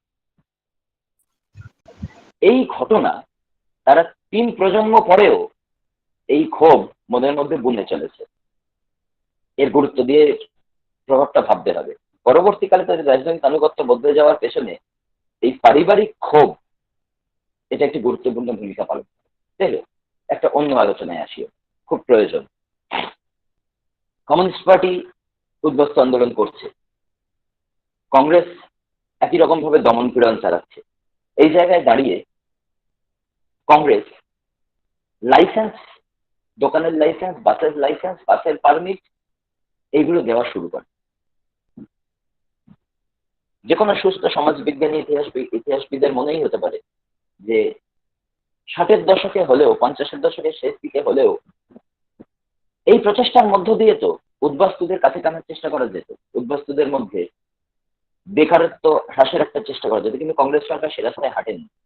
তারা লাইসেন্স পারমিট রাজের মধ্য দিয়ে নিজের সমর্থক একদল মাসলম্যান তৈরি করতে চেয়েছিল। অর্থাৎ যতই তার শহুরে ভিত্তি দুর্বল হচ্ছে, যত রাজ্যে কংগ্রেস দুর্বল হচ্ছে, ততই সে পেশি শক্তির উপর, ক্লাব কালচারের উপর তাদেরকে কিছু পাইয়ে দিয়ে, লাইসেন্স পারমিট রাজের মধ্য দিয়ে একদল মাসলম্যানকে দিয়ে ক্ষমতা ধরে রাখার চেষ্টা করে। এবং 60-এর দশকের মাঝখান থেকে এ নিয়ে প্রচুর হাঙ্গামা শুরু হয়। আলোচনার শেষ স্তরে আসি, সম্ভবত আমার সময় শেষ হয়ে যাচ্ছে, বেশ কিছু জায়গা স্কিপ করতে বাধ্য হচ্ছি, ক্ষমা করবেন, সময়ের কথা মাথায় রেখে। এখন পাট্টাপনের যে চেষ্টা শুরু করে কমিউনিস্ট পার্টি, এই আলোচনাটা দিয়ে আমি শেষ করব। কমিউনিস্ট পার্টি প্রথম থেকে বলে আসছিল এই জবরদখল কলোনি, এই জবরদখল কলোনি জমির মালিকানা উদ্বাস্তুদের দিতে হবে। মনে রাখতে হবে রাজ্য সরকার এবং কেন্দ্রীয় সরকার বেশ কিছু জমির মালিকানা কংগ্রেস আমলেই দেয়, কিন্তু তার সংখ্যা অত্যন্ত নগণ্য এবং তারা জবরদখল কলোনির মালিকানা প্রদানের ব্যাপারে অত্যন্ত গুরুতর আপত্তি জানায়। এখন 1950-এর থেকে কমিউনিস্ট পার্টি উদ্বাস্তুদের নিয়ে যে অঙ্গাঙ্গিভাবে আন্দোলন করছে, তার মূল দাবি ছিল যাতে জমির মালিকানা বা পাট্টা দেওয়া হয়। আজকে 2000-এ এসে যখন আমরা পৌঁছালাম 2010, 2000 এই সময় এসে আমরা দেখলাম যে উদ্বাস্তুদের কমিউনিস্ট আনুগত্য কোথায় জানি হারিয়ে গেল, বিলীন হয়ে গেল। এর কারণ যখন অনুসন্ধান করার চেষ্টা আমরা করছি, তখন আমরা দেখতে পাচ্ছি জমির পাট্টা দিতে হবে এই দাবি যতদিন ছিল, অর্থাৎ যতদিন উদ্বাস্তুরা জমির পাট্টা পায়নি, ততদিন উদ্বাস্তুদের কমিউনিস্ট পার্টির প্রতি অটুট আনুগত্য ছিল। কমিউনিস্ট পার্টিকে তারা ক্ষমতায় নিয়ে আসে, দীর্ঘ 3 দশক ক্ষমতায় রেখে দেয়। কিন্তু যবে থেকে জমির পাট্টা দেওয়া শুরু হলো 80 দশকের শেষ দিক থেকে, পাট্টা পাওয়ার পর থেকে তাদের রাজনৈতিক চরিত্রের একটা গুরুতর পরিবর্তন ঘটতে থাকে। যতদিন পাট্টা পায়নি ততদিন তারা কমিউনিস্ট পার্টির ঐকান্তিক সমর্থক। পাট্টা পাওয়ার পরে কোথাও যেন কমিউনিস্ট সেজে থাকার প্রয়োজনীয়তা হারিয়ে যায়। হ্যাঁ, সচেতন ভাবে কমিউনিস্ট সেজে থাকার প্রয়োজনীয়তা হারিয়ে যায় বললাম, কারণ বহু বছর ধরে গবেষণাটি করে এবং সাবজেক্টের মধ্যে থেকে আজকে আমি স্থির সিদ্ধান্তে বলতে পারি উদ্বাস্তুরা কমিউনিস্ট সেজেছিল। খুব সামান্য সংখ্যক উদ্বাস্তু, ব্যতিক্রমী সংখ্যা উদ্বাস্তু বাদ দিলে বাকিরা কমিউনিস্ট হয়নি। তার কারণ পাট্টা পাওয়ার পরেই তাদের কমিউনিস্ট পার্টির প্রয়োজন ফুরিয়ে যায়, সমর্থনের প্রয়োজন ফুরিয়ে যায়। কলোনি এবং উদ্বাস্তু এই শব্দ দুটো ছিল উদ্বাস্তুদের গর্ব, কারণ উদ্বাস্তু সত্তা রক্ষা করার জন্য, তারা জবরদখল কলোনি সত্তা রক্ষা করার জন্য বহু বছর ধরে রাত জেগেছে, পুলিশের সাথে লড়াই করেছে, রাস্তায় আন্দোলন করেছে, অনশন করেছে, অবরোধ করেছে, লাঠি, গুলি, কাঁদানে গ্যাস সব খেয়েছে, জমিদারের গুন্ডা আক্রমণ করেছে, মহিলা কলোনি রক্ষা করেছে। এত বছরের আন্দোলন কিভাবে কলোনি সত্তা এবং উদ্বাস্তু সত্তাকে এত বছরের আন্দোলনের ফলে তারা কিভাবে ত্যাগ করতে পারে? খুব মজার ঘটনা। এই নতুন 2000 সালের পর থেকে আমরা দেখতে পাই বিগত 20 বছর ধরে উদ্বাস্তুরা কলোনির নাম পরিত্যাগ করা শুরু করছে। নিজেদেরকে উদ্বাস্তু বলতে নতুন প্রজন্মের উদ্বাস্তুদের বেজায় আপত্তি। উদাহরণ হিসেবে বলি, বিজয়গড় প্রথম কলোনি। বিজয়গড়ে আজকে যারা থাকে নতুন প্রজন্মের উদ্বাস্তু, কতজন বিজয়গড় কলোনি লেখে? আমি যার কাছে গবেষণা করেছি সৌভিক মুখোপাধ্যায়, তার বাড়ির ঠিকানা আমি দেখেছি, উনি চিঠিতে লেখেন বিজয়গড় উদ্বাস্তু কলোনি। কারণ উনি এখন উদ্বাস্তু সত্তাকে গর্বের সাথে ক্যারি করছেন, কিন্তু এরকম মানুষের সংখ্যা ব্যতিক্রম। দমদমে দেখেছি একটি কলোনি ও নামের পরে কলোনি লেখেন, অন্তত হাতে লেখেন, কিছু কলোনি অবশ্যই লেখে। দুটি ব্যতিক্রমী ঘটনার কথা উল্লেখ করব। যেই অঞ্চলে আমি ইন্টেন্স সার্ভে করেছিলাম, অমরপল্লী, নাগেরবাজারের কাছে, অনেকেই শুনছেন যারা চিনবেন। অমরপল্লী উদ্বাস্তু কলোনি। অমরপল্লীর ভেতরে প্রত্যেকটি কলোনির ভেতরে উদ্বাস্তুদের নিজস্ব স্কুল থাকতো, সেই স্কুলের নামেও এখন উদ্বাস্তু কলোনি লেখা আছে। পৌরসভা এখনো ট্যাক্স রেটে উদ্বাস্তু কলোনি লেখে, কিন্তু অমরপল্লীর কোনো লোক অমরপল্লী কলোনি বলে না। নিশ্চয়ই বলতো আগের প্রজন্মের উদ্বাস্তুরা, আজকের প্রজন্মের কেউ কলোনি বলে না। ঠিক উল্টো দিকে ভগবতী পার্ক এখন নাম হচ্ছে ভগবতী কলোনি। সরকারি তত্ত্বে এখনো ভগবতী কলোনি লেখা আছে, কিন্তু কলোনি কমিটি রেজলিউশন করে সেই কলোনি নাম ত্যাগ করেছে, কারণ সেই অঞ্চলে এখন প্রমোটিং হয়। কলকাতা শহরতলি অঞ্চলে রিয়েল এস্টেটের ভ্যালু যত বেড়েছে, তত কলোনি সত্তা এবং উদ্বাস্তু সত্তা উদ্বাস্তুরা হারিয়েছে। জমির দাম ক্যাট হয়ে উঠেছে। ভগবতী কলোনি বললে সেই অঞ্চলে ভালো প্রমোটাররা আসবে না, কাস্টমার আসবে না। ভগবতী পার্ক নাম সত্যি এই কারণেই কলোনি কমিটি রেজলিউশন করে কলোনি নামটা বাদ দিল। আমার অত্যন্ত ঘনিষ্ঠ এক বন্ধু অমরপল্লীতে থাকেন, খুব সচেতন উদ্বাস্তু, তার বাড়িটাও আজকে ফ্ল্যাট হয়ে যাচ্ছে। ফলে উদ্বাস্তুরা শুধু চায়নি বলে কলোনির অস্তিত্ব বিপন্ন নয়, জমির দাম বেড়েছে, ফ্ল্যাট হচ্ছে, কমপ্লেক্স হচ্ছে। কলোনির উদ্বাস্তু বন্ডিং এর সাথে নিজেদেরকে একাত্ম করতে পারেন। যত বাইরের লোক ঢুকছে তত কলোনির এতদিনের পুরনো কলোনির সত্তা, উদ্বাস্তু সত্তা ক্ষয়প্রাপ্ত হচ্ছে। ধীরে ধীরে উদ্বাস্তু সত্তা লীন হয়ে যাচ্ছে। এইটা বাঁচানোর একমাত্র উপায় ছিল সম্ভবত পাঞ্জাবের উদ্বাস্তুরা যেটা করেন, নিজেদের মধ্যে পারিবারিক স্মৃতি রোমন্থন করেন। প্রথম এবং দ্বিতীয় প্রজন্মের উদ্বাস্তু দুঃখ করে বলেছেন, আমাদের চোখের সামনে আমাদের কলোনি নষ্ট হয়ে যাচ্ছে, বাইরের লোক আসছে, আমরা তাদের চিনি না, তারা আমাদের লড়াইয়ের গল্প জানে না, আমাদেরই জন্য এটা হয়েছে। আমরা তো কখনো আমাদের বাচ্চাদের আমাদের লড়াইয়ের গল্পগুলো জানতে দিইনি, বলিনি। বললে তারা হয়তো আমাদের লড়াই, আমাদের সংগ্রামের প্রতি শ্রদ্ধাশীলতা পাচ্ছে, তবে হয়তো তারা নিজেদের উদ্বাস্তু ভাবে গর্বিত হতো, কলোনি বলতে ভালোবাসত। কিন্তু সময়ের সাথে সাথে উদ্বাস্তু এবং কলোনি সত্তা হারিয়ে যাচ্ছে। এবং হয়তো সত্যি এই সত্তা একটা ফাংশনাল আইডেন্টিটি ছিল তাদের কাছে, শুধুমাত্র কমিউনিস্ট সেজে থাকা নয়, হয়তো উদ্বাস্তু সত্তাও ছিল একটা ফাংশনাল আইডেন্টিটি। যে সময় কাজে লেগেছিল সে সময় তারা তাদের উদ্বাস্তু সত্তাকে ব্যবহার করেছে, যে সময় প্রয়োজন মিটেছে উদ্বাস্তু সত্তাকে ত্যাগ করেছে। এরকম অজস্র গল্প আছে। কলোনির মধ্যে লড়াই, উদ্বাস্তুদের মধ্যে লড়াই, উদ্বাস্তু সত্তা ত্যাগ, কংগ্রেসের ভোটের রাজনীতি বুঝতে ভুল, তার সম্পূর্ণ ফায়দা তুলেছে কমিউনিস্ট পার্টি, সেই জায়গাটা যেমন রয়েছে, তেমনি দীর্ঘস্থায়ী কেন্দ্রীয় সরকারি বঞ্চনার গল্প বড় সত্যি। এই সবকিছু মিলিয়ে কলকাতা শহরতলিতে যে উদ্বাস্তু আন্দোলন গড়ে ওঠে, রাজনৈতিক দল এবং সরকার সেই আন্দোলনকে যেভাবে ডিল করে, তার মধ্য দিয়ে রচিত হয়ে যায় তার পরবর্তী দীর্ঘ কয়েক দশকের কলকাতা শহরতলির ডেমোগ্রাফি, পলিটিক্স কিভাবে চলবে তার ইতিহাস। একটি ছোট্ট প্রচেষ্টা করলাম খানিকটা তুলে আনার, অনেকটাই ছেঁড়া ছেঁড়া ভাবে, কারণ যে সময়টি মোটামুটি মাথায় নিয়ে চলছিলাম তার মধ্যে এই গল্পটার পুরো বিন্যাস হয়তো করা যায় না। নিশ্চিত আমি অনেক জায়গায় শ্রোতারা ক্লিয়ার হননি। যদি কোনো প্রশ্ন থাকে অবশ্যই করবেন। Thank you, sir. Thank you, Dr. Samadar. Thank you very much for your fruitful, informative, and relevant discussion. Now, I would like to request Shulagna Shom to conduct the interactive session. Shulagna, please proceed. Okay sir, প্রথমেই sir আপনাকে অসংখ্য ধন্যবাদ একটা খুবই অসাধারণ উপস্থাপনার জন্য। দেশভাগ, উদ্বাস্তু সমস্যা এবং তার সঙ্গে সংযুক্ত যে রাজনৈতিক যে সমস্যাগুলি ছিল সেইগুলিকে আমাদের সামনে উপস্থাপিত করার জন্য। আমাদের ইউটিউবে আমাদের কিছু ছাত্ররা কিছু প্রশ্ন রেখেছেন, সেটা আমি বলছি। আমাদের ইংলিশ ডিপার্টমেন্টের প্রীতম কারুরি একটি প্রশ্ন রেখেছে, why was that Cyril Radcliffe drew the map of India dividing it on the basis of religion percentage. For example, Punjab, that is in Pakistan, had about 51% Muslims and 49% Sikhs and other religions. How come no one protested that this is an unfair method of drawing lines? এই প্রশ্নটি আমার বিষয়ের সাথে বিন্দুমাত্র সম্পৃক্ত নয়। ব্যক্তিগতভাবে উনি যদি এটা নিয়ে আলোচনা করতে চান পরে করতে পারি, কিন্তু আমি এই বিষয় নিয়ে একটু কথাও বলিনি, এটা আমার বিষয় নয়, তাই আমি এটা উত্তর দিচ্ছি না।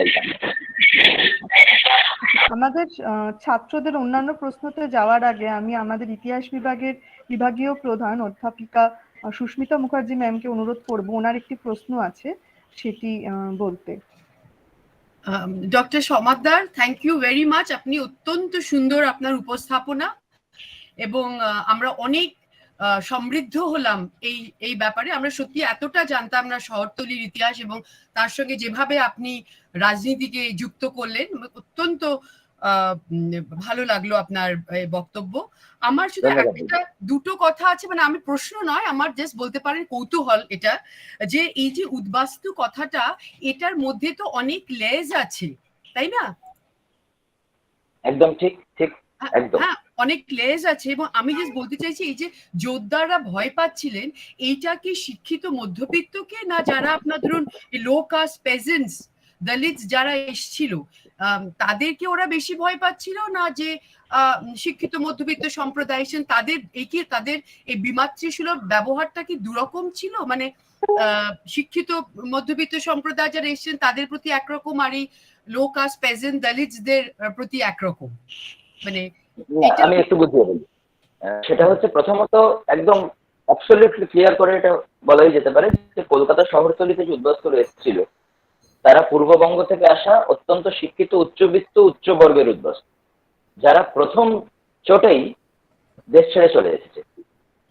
দলিত এবং পেজেন্টরা শেষ অবধি জমি আঁকড়ে পড়েছিল, তারা কলকাতা শহরতলিতে বিশেষ ঠাঁই পায়নি। তাদেরকে পরবর্তীকালে ক্যাম্পে রাখা হয়, পশ্চিমবঙ্গের বাইরে পাঠিয়ে দেয়। তারা কিন্তু থ্রেট কখনোই ছিল না। যে শিক্ষিত মধ্যবিত্তরা এসে জমি দখল করছিল কলকাতা এবং আশেপাশে, তারা যে জমি দখলের প্রবণতা তৈরি করছিল, সেই প্রবণতাটা গ্রামীণ কৃষককে জমি দখলে উদ্বুদ্ধ করতে পারে, যোদ্ধাদের এই ভয়টা ছিল। গ্রামে যোদ্ধাদের যে স্পেকুলেটিভ ল্যান্ড কিনে রাখা ছিল দক্ষিণ কলকাতায় এবং দমদমে, জমিদারদের যে জায়গা ছিল, সেই জায়গার উপরে যখন হাত পড়ে তখন যোদ্ধারা দুদিক থেকে আক্রান্ত হয়। কলকাতায় পরবর্তীকালে দাম বাড়বে বলে যে জমি তারা কিনে রেখেছিল, এসে দেবো দাম বাড়লে, সেই জমি হাতছাড়া হয়, 1 নম্বর। 2 নম্বর, তারা ভয় পেতে শুরু করে যে কিভাবে জমি দখল করা যায়। এইটা যদি পশ্চিমবঙ্গে ছড়িয়ে পড়ে, কালচার হয়, তাহলে গ্রামে আমার জমির উপরেও কৃষকরা দখল নিয়ে নিতে পারে।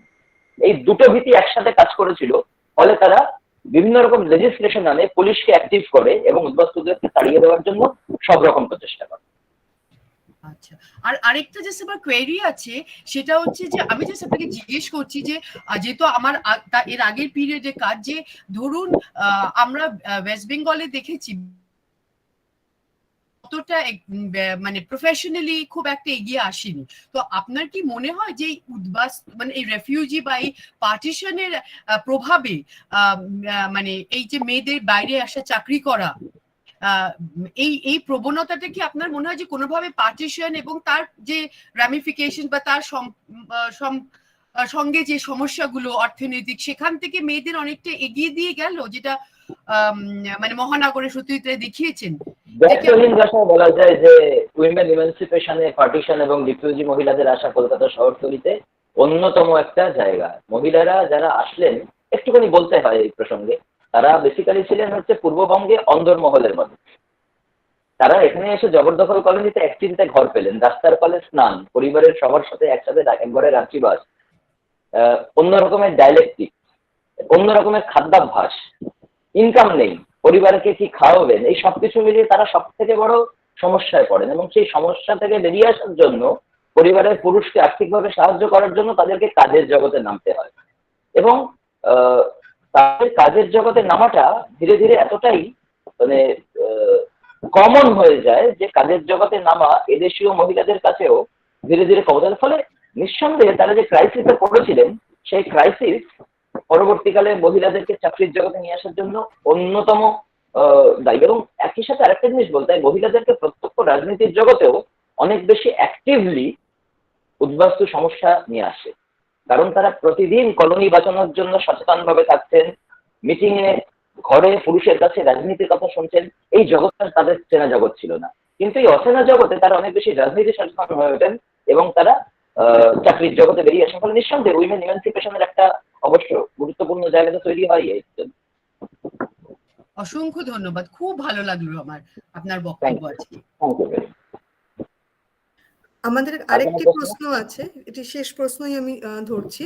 আমাদের এডুকেশন ডিপার্টমেন্টের স্যার মিঠুন গাইন কোশ্চেনটি করেছেন যে এই দেশভাগ এবং উদ্বাস্তু সমস্যা এই যে অস্তিত্ব সংকটের সৃষ্টি করেছিল, সেটা সামাজিক দিক থেকে কতটা গুরুত্বপূর্ণ ছিল বা সমাজের উপর এর প্রভাব কি পড়েছিল?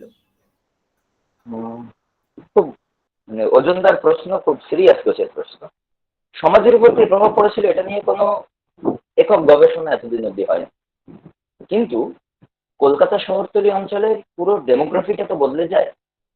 একদল কয়েক লক্ষ মানুষ এসে কলকাতা শহরতলিতে উপস্থিত হন, যারা না কলকাতার ভাষার সাথে পরিচিত, না কলকাতার খাদ্যাভ্যাসের সাথে পরিচিত, না কলকাতার মানুষের সংস্কৃতির সাথে পরিচিত। যারা এলেন তারা পূর্ববঙ্গীয়, নিঃসন্দেহে উচ্চবিত্ত কিন্তু কৃষিজীবী পরিবার থেকে আসা। তাদের অনেকেই হয়তো উচ্চশিক্ষা নিয়েছেন, কিন্তু তারা এসেনশিয়ালি কৃষিজীবী পরিবার থেকে আসে। তাদের বাড়িতে গরুর দুধ হয়, মাঠে ধান হয়, পুকুরে মাছ হয়। সবাই জমিদার ছিলেন এমন নয়, কিন্তু একখণ্ড জমি একটু সবার ছিল। ফলে সেখান থেকে এসে প্রতিদিনের খাবারের জন্য ভিক্ষা করার মতো জায়গায় পৌঁছাতে হচ্ছে। এটাতে উদ্বাস্তুদের মধ্যে অ্যাগ্রেশন, অ্যাঙ্গার অনেক বেশি বাড়ে। আমরা একটা কথার কথা বলি, মানে আগেও শুনতাম, এখনো মাঝে মাঝে কখনো কখনো কানে আসে, বাঙালকে হাইকোর্ট দেখাস না, বাঙালরা হেবি মেজাজি, বরিশালের লোকেরা হেবি ঝগড়াটি হয়, আইতে সাল যাইতে সাল। এই কথাগুলো কোথা থেকে এলো? এলো একটাই কারণে, কারণ কলকাতার লোক, শহরতলির লোক উদ্বাস্তুদের সর্বহারা হিসেবে দেখেছে। তাদের ক্রোধ, তাদের হতাশা সবকিছুকে তারা ঢেলে দিয়েছে রাজপথের আন্দোলনে, কমিউনিস্ট পার্টির প্রতি আনুগত্যে, পুলিশের সাথে লড়াইয়ে, কংগ্রেসের সাথে লড়াইয়ে। ফলে এই সবকিছু তার প্রতিবেশী যে এদেশীয় মানুষরা রয়েছেন তাদের জীবন জীবিকা, তাদের চাকরি যে নিশ্চিত সরকারি চাকরিগুলো ছিল তার উপরে এসে বাঙালরা হাত দেয়। সামাজিক টেনশন তো হবেই। তারপরে ঘটি বাঙাল দ্বন্দ্বের প্যারাডাইম নামানো হয়েছে, সামাজিক টেনশন তো হবেই। বাজারে জিনিসপত্রের দাম বদলে যাচ্ছে, চাকরির বাজার সংকটে এসে গেছে, কারণ অনেক চাকরি প্রার্থী যারা এসেছিল তারা সমাজের ক্রিমি লেয়ার পূর্ববঙ্গে, তারা চাকরির বাজারে হাত দিচ্ছে, তার পরিবারের লোকেরা চাকরি করার চেষ্টা করছে। ফলে এদেশীয় মানুষের ক্রয় ক্ষমতা, জীবিকা সবকিছুই কোথাও একটু টাইট জায়গায় চলে যায়। তার সাথে সরকার চাইছে এদেরকে শত্রু হিসেবে চিহ্নিত করতে। স্ট্রিট কর্নার মিটিং এ, পেপারে, সব জায়গায় মিডিয়ায় তারা বলতে শুরু করছে যে এরা বিদেশি, এরা চলে গেলেই ভালো। একই সাথে কলকাতা নোংরা হয়ে যাচ্ছে বলে সাহিত্যিকরাও লিখছেন। একটু খেয়াল করে দেখবেন, শরদিন্দুর যদি খুব ভুল না বলি, আদিম রিপু, হ্যাঁ আমি নিশ্চিত আদিম রিপু শরদিন্দু বন্দ্যোপাধ্যায়, তাকে তো আমরা ব্যোমকেশের স্রষ্টা হিসেবে জানি, ঐতিহাসিক উপন্যাস লেখেন বলে জানি। সাহিত্যের কথা তো আমি বলতেই পারলাম না আজকে একবার। তো শরদিন্দুর ওই মগ্ন আদিম রিপুতে কোথাও তার এদেশীয় মানসিকতা টুয়ার্ডস রিফিউজিস ফুটে বেরিয়ে এসছে। কলকাতা শহর পুরো নোংরা হয়ে গেছে, আগে ভালো ছিল, এরকম কিছু একটা উনি লিখেছেন, এরকম একটা লাইন ফট করে বেরিয়েছেন। অজান্তেই নিজের মানসিকতা অনেক সময় রিফ্লেক্টেড হয়ে যায়। ফলে সোশ্যাল টেনশন ছিল, চাকরির টেনশন ছিল, প্রভাত রাজনৈতিক আন্দোলন রাস্তায় চলছে। এদেশীয় লোকেরা হয়তো ভাবতেই পারে যে বিবৃত ছিলাম, ওই পার্টিশনের পরে কি জন্তুগুলো এসে হাজির হলো। বাংলার মানুষ বিচিত্র এক জন্তু, জন্তুদের কে ভালোবাসে, জন্তুরা তো চিড়িয়াখানায় তাকে ভালো লাগে। স্বাভাবিকভাবে সোশ্যাল টেনশন ছিল। তবে আপনি যে প্রশ্ন করলেন সেটা নিয়ে নিঃসন্দেহে পরবর্তীকালে বড় গবেষণার ব্যক্তি আছে। একটি ছেলেকে আমি চিনি, হয়তো সে শুনছেও, শুভজিৎ। সে এই সোশ্যাল টেনশন নিয়ে বিশ্বভারতীতে গবেষণা করছে। অধীর আগ্রহে অপেক্ষা করবো তার গবেষণার রেজাল্ট বেরোনোর জন্য, যে সামাজিক সংকট কোন জায়গায় গিয়ে পৌঁছেছিল সেসব। ধন্যবাদ। অসংখ্য ধন্যবাদ স্যার, আজকের এই অনুষ্ঠানে এত সুন্দর একটি বক্তব্য তুলে ধরার জন্য, ইতিহাসের এত গুরুত্বপূর্ণ একটা দিক এত সাবলীলভাবে বাংলা ভাষাতে আমাদের মধ্যে উপস্থাপিত করার জন্য অসংখ্য ধন্যবাদ স্যার। সবাইকে ধন্যবাদ। আমি আব্দুল সেলিম স্যারকে অনুরোধ করব আমাদের অনুষ্ঠানের পরবর্তী অংশ এগিয়ে নিয়ে যাওয়ার জন্য। সবার অনুমতি নিয়ে আমি একটু লিভ করি, আমার আরেকটা মিটিং এ যেতে হবে, please. Thank you, Dr. Samadar. Once again, thank you very much. And also, Ms. Logna. Now, we have come at the end of the first part of this program, that is reflection of partition in history. Now, let us move to the second part of our program,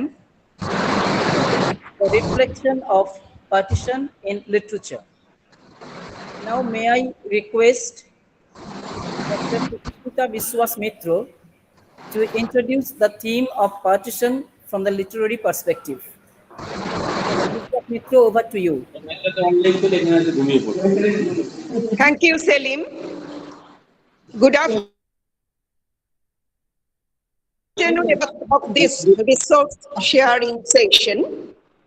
On behalf of the Department of English, SYAMAPRASAD College, Kolkata, I extend very warm greetings to Dr. Biman Samadar and Dr. Sajauddin Nijamuddin Chapparban, the speakers of today's webinar, Partition Revisited, Reflections in Literature and History. Partition of the Indian subcontinent, the British masterpiece, a period in India's history that is very hard to make sense of. When the British finally left India, the country was divided into two independent nation states, India and Pakistan. Following this decision, millions of people were forced to leave their homes and move to the other state, laboring through corpse-littered landscapes and not knowing what their future would be like. They could never have anticipated how this political move, which was far removed from their individual well-being, would turn out to be one of the worst man-made calamities of the 20th century. Houses were demolished and looted. A deluge of bloated and disfigured bodies impeded water flow in canals. Thousands of people lost their lives to ethnic violence. Boundary issues left unresolved by the British have caused 2 wars and unending strife between India and Pakistan. Masterminds of the partition presented it as a showcase of uplifted religious identity, uplifted political identity, and uplifted linguistic identity. History makes a thorough survey of the causes, context, nuances, and finally the outcome of the partition. But partition was not just a one-time experience, which afterwards was to occupy a place in print only. Though hundreds of books had been written on the history of partition, but evidently one of the most massive demographic dislocations in history, with its attendant human tragedy, the partition of the Indian subcontinent, defies historians to come to grips with it in all its dimensions, mainly its human dimensions.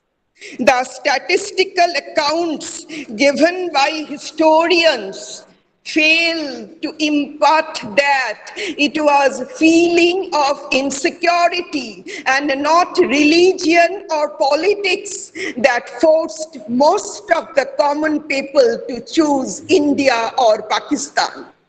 The historical statistics do not narrate the identity crisis that the innocent people faced during the period of partition. Neither they narrate the pangs of separation between families.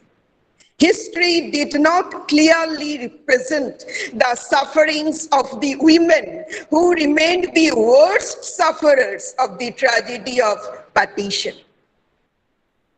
What history ignored, literature explored.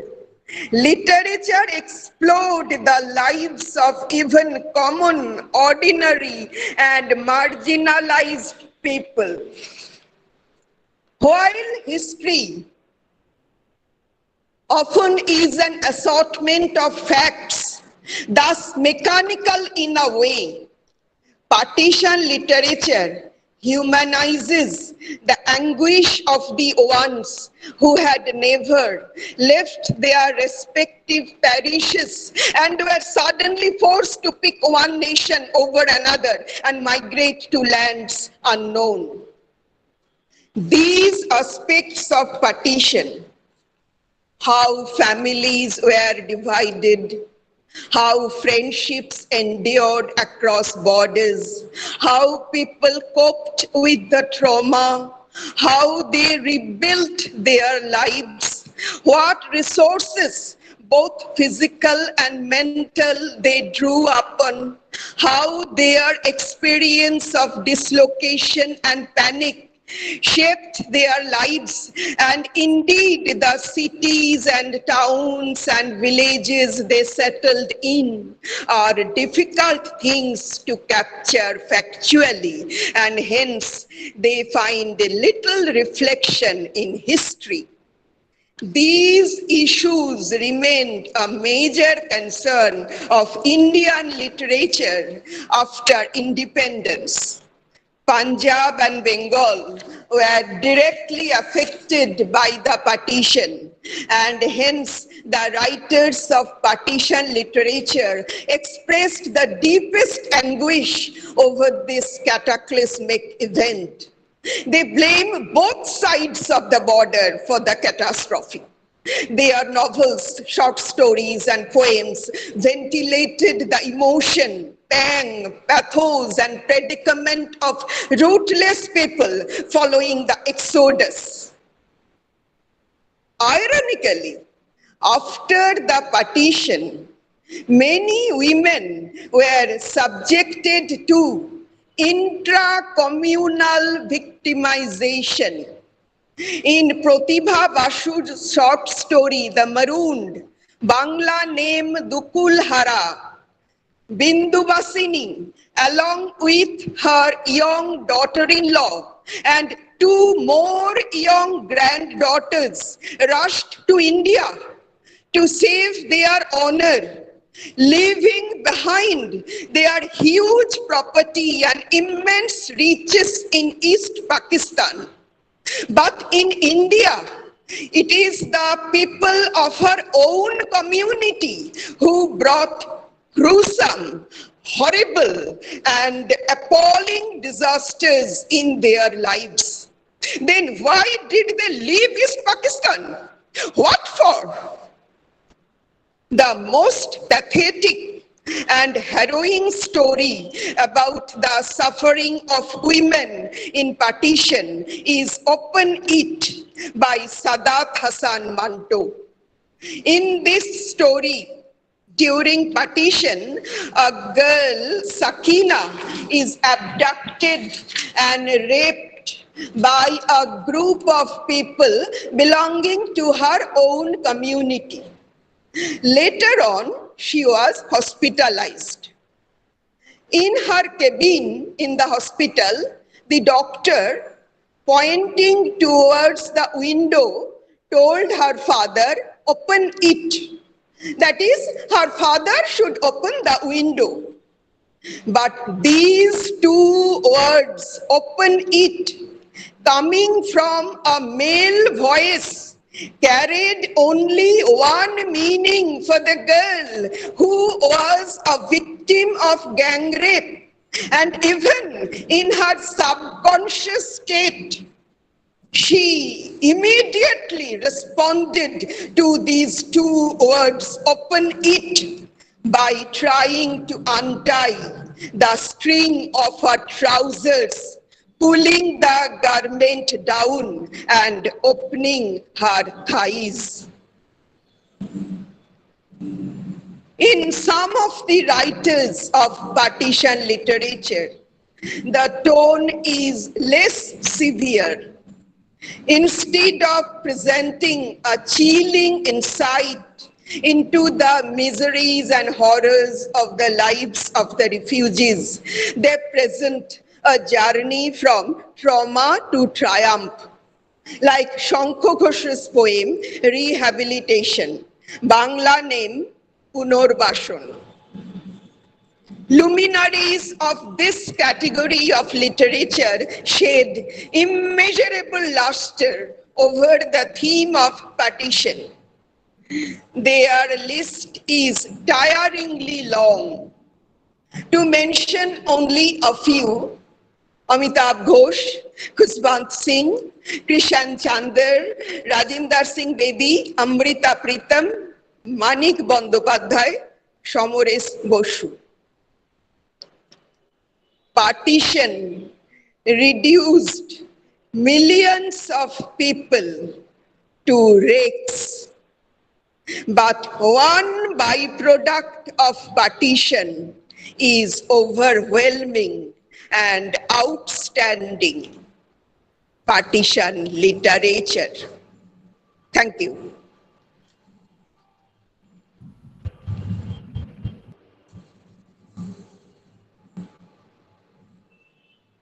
On করছি।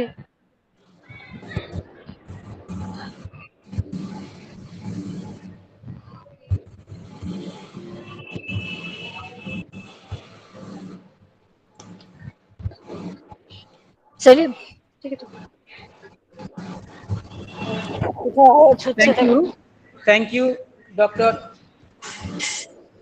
Thank you, Dr. Vishwas Mitro, for your cogent, prolific introduction to the theme of partition as reflected in literature. Now, I would like to request HOD Department of English and also one of the patrons of today's program, Anjana Dev, to introduce our speaker, Dr. yes Sajauddin Nijamuddin Chapparman. Mrs. yes Dev, over to you. good evening one and all. It gives me great pleasure to introduce before you the second speaker of today's extension lectures on Partition Revisited, Reflections in Literature and History. We are very fortunate to have with us here online Dr. Sajauddin Nijamuddin Chapparban, Assistant Professor in the Center for Diaspora Studies at Central University of Gujarat. He has been teaching for the last 5 years. We notice that Dr. Sajauddin has, to his credit, a very rich, multidimensional research profile. His areas of interest include interdisciplinary studies, literary criticism, contemporary literary and cultural theory, migration, diaspora, refugee and forced migration studies, citizenship, South Asian studies, and research methodology. Dr. Sajauddin has presented about 25 research papers in various national and international seminars and conferences. Besides this, he attended summer schools and participated in workshops and training programs. He has delivered 22 invited lectures and talks in different capacities in India, Nepal, Bangladesh, Germany, Poland, Taiwan, Austria, Italy, Sweden, Turkey, Croatia, the USA, Uzbekistan, and the UK. He has published more than 20 research papers in reputed publications. To crown it all, he has published 2 books in edited volumes. He is a visiting scholar of the Summer School of the Scotslerman Center Summer Institute for Israel Studies that will span from June to July 2022 at Brandeis University, USA. He will also be visiting Israel uh, just in a few months, in the month of July. So we wish him every success in his future proceedings. Again, a very warm welcome, Dr. Sajauddin. You have been waiting for a very long time. We are extremely sorry for that. Now, this is your time, sir. Please. First of all, I would like to thank Dr. Salim for inviting me to this lecture, and I would also like to thank the Department of English, the Department of History at uh, Excuse me, Dr. Sajauddin, you are not properly audible. am I not audible? Is it fine now?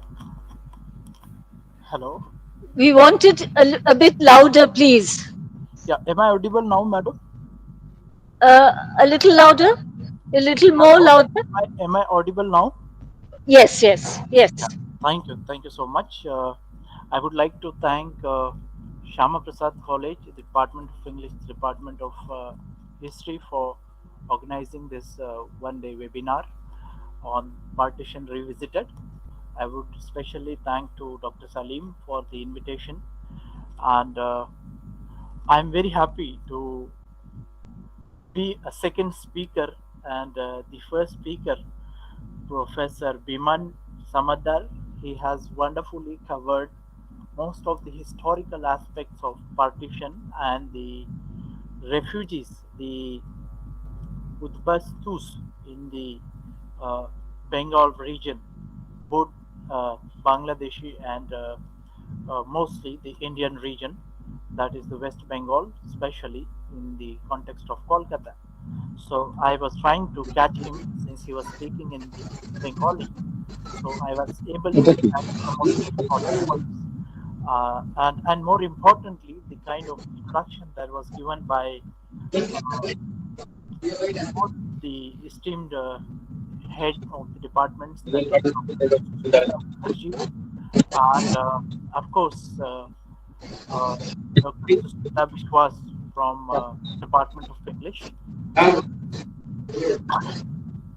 these three introductions and the previous talk laid the foundation for my, you know, impressions or my understanding or interpretation of this idea of partition.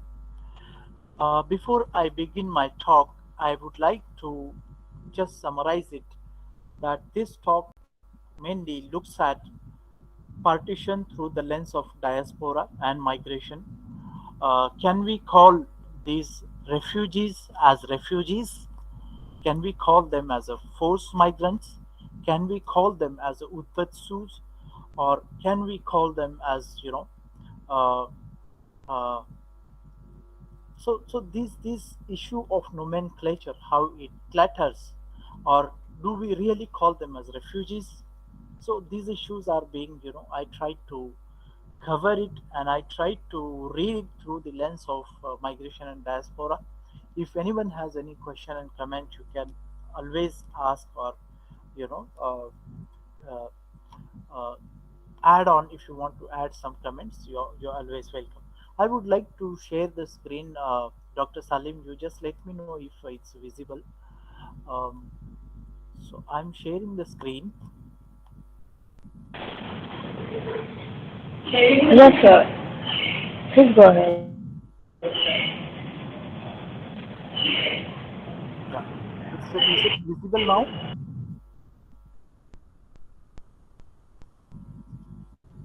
Hello. Yes, sir.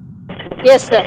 Yes. Thank you. Okay. So, as I said, I was trying to look at the history of partition, and particularly, I am more interested into the post-partition situation of people, that is wonderfully explained by Dr. Sushmita Biswas Mitra. What were the issues of the common people were after partition?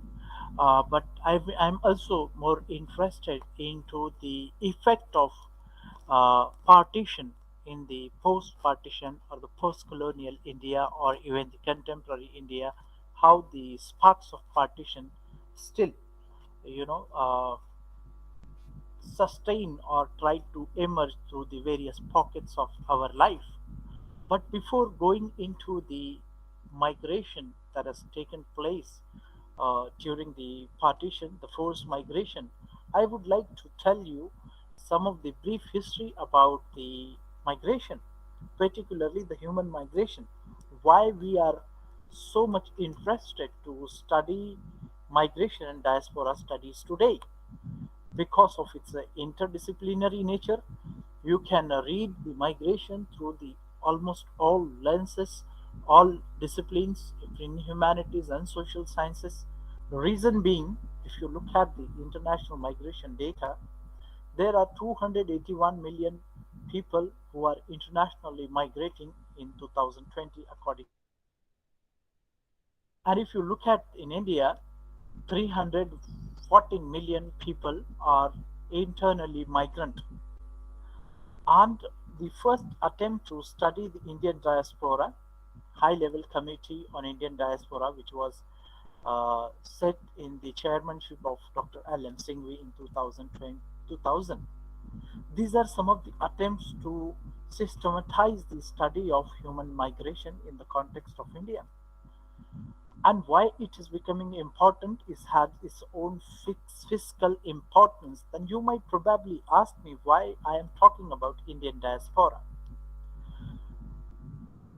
Are these people who migrated from Bengal to India or from India to Bengal, that is Bangladesh, or from India to Pakistan, Pakistan to India, do we call them as refugees? Do we call them as a diaspora? And how they are refugees and how they are diasporas, and how they are not refugees and how they are not diasporas. So I will tell you some of the characteristics of migration and diaspora and refugee experiences, and so that you can relate it and you can be careful while calling these people as whether you call it migrants or diaspora or refugees.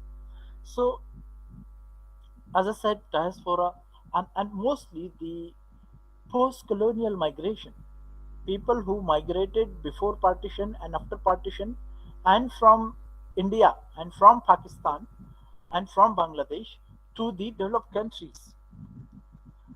And we hardly talk about the dual and thrice migrant people who were who witnessed the partition, because maybe because we do not have much literature, but there are some narratives which talks about uh, the experiences of be it Bangladeshis in India and from India to America or other developed countries, or from Pakistan, Indians going to Pakistan and Pakistan to the developed countries.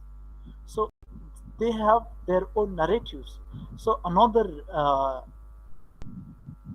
my one of the major objective to revisit partition is to relook at partition through the various angles.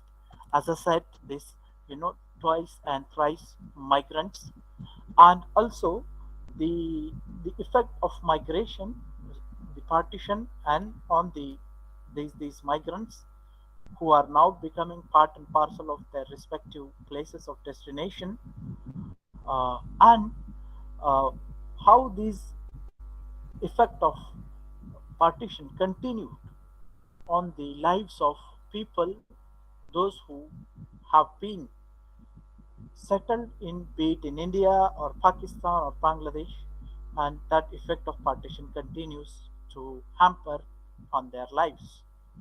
So, how their experience is different from our experiences? How do we differentiate their experience of dislocation or uh, migration or displacement with our everyday migration? Because we cannot, we all are migrants, all of us.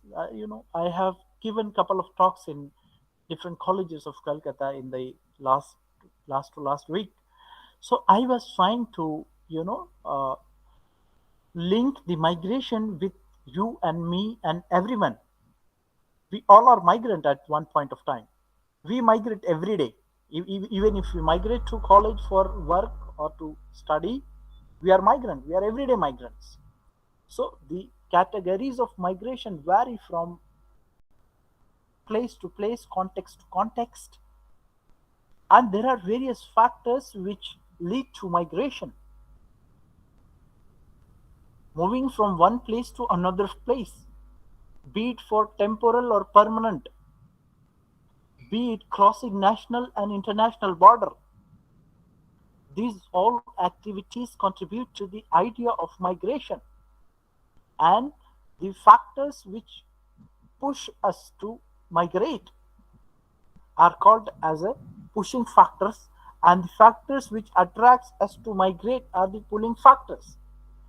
So my approach to look at migration through the lens to partition through the lens of migration is this: what were the factors which led to people to migrate from be it Bangladesh, today's Bangladesh to today's India, and from India to Bangladesh, and from India to Pakistan, and Pakistan to India. What were the factors which led to the uh, choice of people? Many people migrated by choice. Many people were forced to migrate. So, while talking about the refugees, when we talk about these all population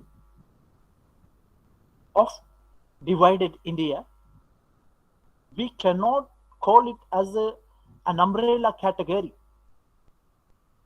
We cannot call all the migrants as the refugees, as the diasporas, as the, or you can call it as a Udbastu in the Bengali. So, are they all refugees? Because the factors, one of the major pull factor for some of the Muslim pockets of India was the formation of new state, new homeland, quote and unquote. The homeland which never existed and they created and which attracted some of the politically oriented people to voluntarily migrate. So, here in this context, the definition of refugee, although they were afraid of the majoritarian Hindu dominance in this would be country, they were afraid of religious persecution, but many of them voluntarily migrate. So, in this context, the idea of refugee is contested. So, the in the push and pull factors, there are various push and pull factors: environmental, social, economic, and political in general, and similar factors which pull people. Here we will discuss about the social and political factors which push and pull the people. So, when it comes to partition, the idea of dividing and religion and the nation state, these were three basic factors which led people to migrate voluntarily and involuntarily, by choice and by force. And when this uh, partition took place, it was in very hurried manner. So you can see the images if you look at the different archives. So you would see the images that I displayed on the first slides of this talk. People just coming on the streets, holding, luggage on their heads, kids in their bags or in their hands, wives migrating in the massive number through bullock carts, through trains, through whatever means of the transport that they had, or even by walking. As you have seen the sudden lockdown that has happened, you could see that how people suddenly came on the streets. It was also considered as one of the, most massive exodus after the partition. So the people came on the streets. But before this partition took place, I want you to take you back to the colonial, anti-colonial struggle during the colonial time. This is something interesting that I wanted to tell you, how anti-colonial struggle was working from the India and from abroad towards the uh, towards the freedom of India. But as Mom was trying to quote Mushirul Hassan for the two different opposite things came together. One is a non-violent, and which another one is a violent aspect of India's freedom. So, just briefly, we'll talk about the how colonial uh, struggle struggle of Indians, be it in India and abroad, was contributing to this 1947's event, not as a partition but as a freedom struggle. So, coming back to the uh, colonial time, it was in 1832 to 33, the abolition of slavery taken place in the British Empire. So there was a huge shortage of labor in the colonial plantation, British colonial plantation, which spanned from China to Canada, to Africa, to South Asia, Southeast Asia, etc.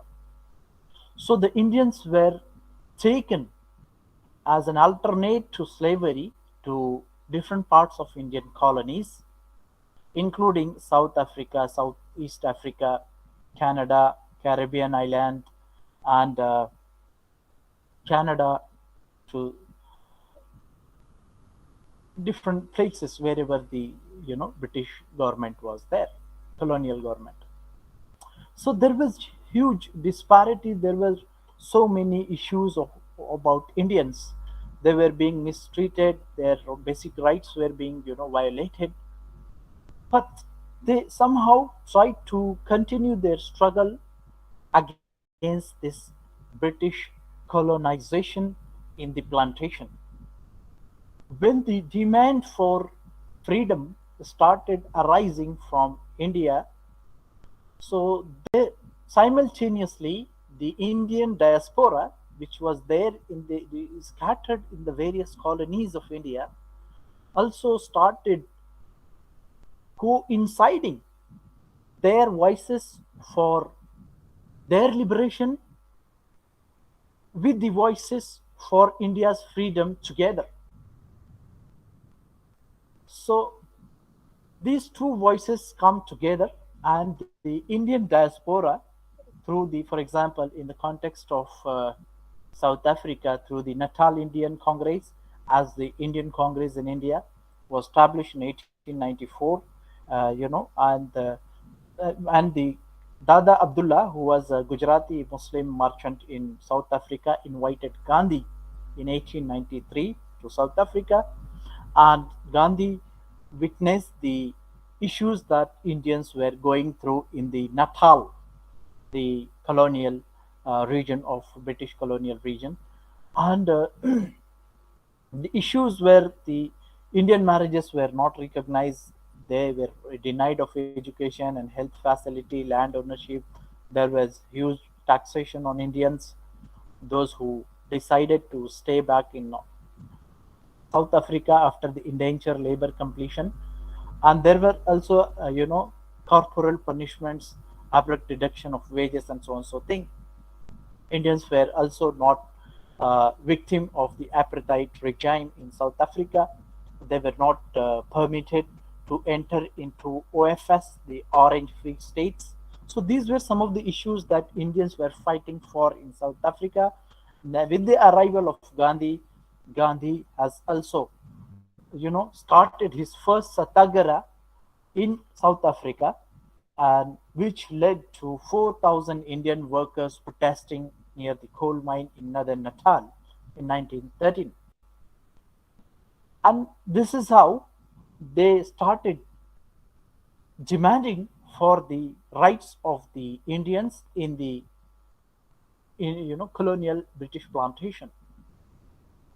Similarly, these voices for their liberation coincides with the voices for the freedom that were raising from India and also merged into the uh, diaspora. You have many renowned figures like Gandhi in Africa and the Subhash Chandra Bose in uh, throughout this, Southeast Asian countries to Germany, and Gadar movement in Canada. So these are the events coincides with uh, the issues of Indian diaspora in colonial plantation coincides with the issue of Indians for freedom struggle against the British colonization. So you had uh, Indian students also,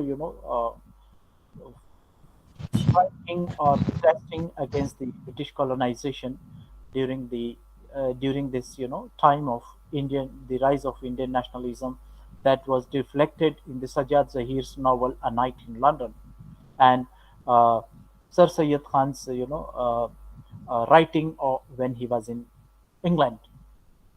So these were some of the incidents that I wanted to talk about, and how the colonial uh, anti-colonial struggle worked from both India and abroad. So this culminated into the liberation of both the uh, Indian diaspora in the British colonies, as well as the nationalist uh, events that was happening in India, be it Quit India movement or many events that were happening parallelly across the uh, uh, Indian uh, territories, including Bangladesh, Pakistan, and mainland India. So they culminated into the and convinced the British to uh, give India sovereign power in the hands of Indians. But the unfortunate part of this freedom struggle was the dividing of India into different segments, which were turned as different sovereign states in the post 1947. The Labour Party in the British general election of July 1945 hurriedly divided India on the religious line. And if you look at the uh, dividing of India, so some states were left as uh, majority large independent states like Hyderabad, Kashmir, and Kailat, and Junagadh, and Goa, and etc., which were later on annexed by Pakistan and by India, and now the question of Kashmir. Why I was trying to talk about this, uh, that to relook at the effect of partition, which still continues today, be it the removal of the special state of Kashmir, or and we when we talk about the partition narrative, mostly we our discourses, literary and political discourses, are circulated around the partition of Bengal and the partition of Punjab. Mostly when I was visiting various colleges in Kolkata, so I was coming across the literature which was mostly written by the uh, partition affected Bengali writers, and the people of Bengal. So there is a need to, extend these and understand the partition in its fullest sense, the kind of atrocities that were happen, of course, in the context of Punjab and Bengal, and we just close our eyes to the annexion of the Hyderabad state to India. What sort of uh, predicaments and issues that the people of Hyderabad region face, be it through Razakars or be it through the Operation Polos uh, by Indian government. Who were the in the interest of partition and who suffered the most? Therefore, when I'll come to that part when we talk about the experiences and narrations of the partition. So the kind of social political status of people also shapes their narratives of partition. I'll come to that part, but before going to that part, coming back to this idea of partition, freedom struggle through partition, and the kind of narrative that we have, the state narrative, the absolute narratives, then to the alternate narratives through literature that we have. So that that narratives never tell us, the state narrative never tell us about the alternate narratives that was that ma'am was trying to talk about through the lens of women, through the lens of uh, subalterns, through the lens of Dalits and others minorities.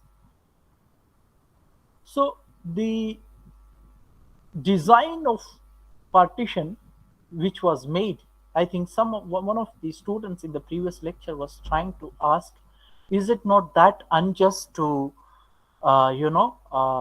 divide Punjab, where 51% Muslims and 49% Sikhs? Cyril Ratcliffe, who had little knowledge about Indian conditions, with the use of outdated map, he designed the uh, partition of India. He hardly had knowledge about the Indian, uh, you know, uh, social composition, and moreover, the power transfer which was to take place from British to Indians was proposed to give in the June 1948, but it was also given hurriedly by August 1947, which was a huge colonial uh, calamity on the people of this region. Massive people were being, massacred. They were being displaced. That ma'am was trying to talk about in this previous introduction, how the drains of blood flew. It was one of the largest and the most rapid migration in human history. An estimated 4.5 million people migrated within 4 years of partition. Then, after this, there was a further migration of people from these newly formed countries to developed countries, that is, migration to UK, USA, and Canada. And if we look at the post partition migration, that was mostly the skill migration and mostly the international migration. Though the very onset of partition, the migration has taken place, it was both skilled and unskilled, especially during 1940s and 50s. And the migration which was taken during the colonial time from India to different parts of the world, starting from uh, Malaysia, Singapore, Burma, Sri Lanka to Mauritius, Fiji, Trinidad, Tobago, Canada, America, UK. So this, in all these, British Indians were, migrated. So after this partition, when there were not many issues with, be it in terms of employment, be it in terms of safety, security, and so and so. These things led people to follow the existing pattern of migration and join their relatives in the different countries. So this is how the migration from India started. And why I was talking about the effect of partition, uh, which was there and which is still going on, that uh, I am from a region of Hyderabad, and Hyderabad as a region, not a city, and where this Operation Polo was taken place. My grandfather, he used to tell us how he used to wear, his parents used to make him wear the ladies' dress and hide in the house, because wherever the male kid was seen, he used to be killed. So where are these narratives of gone? Where are these narratives in the literature or the literary discourse of partition? So my point is that we need to look at uh, the narratives which were not brought consciously and unconsciously into the discourses of partition literature, uh, of our academia. So we need to relook at the partition literature through the various angles. Of course, there was the fight for power. Razakars, on the other hand, the Indian government, the then Indian government, on the other hand. But what about people? What about people's history who never wanted the partition? As one of the character in the stories I read, I'll tell you the name. One of the short stories which is prescribed for your students by Basu, Provita Basu's short story, The Maroon, wherein that woman, Bindushini, she did not know that the land is being divided, and she comes to know that now she'll have to carry the passport, something called passport, which she never heard here before, something called visa that she has to obtain to in the beginning of that short story. So this is the story of common people. This is the alternate narrative apart from the state narrative.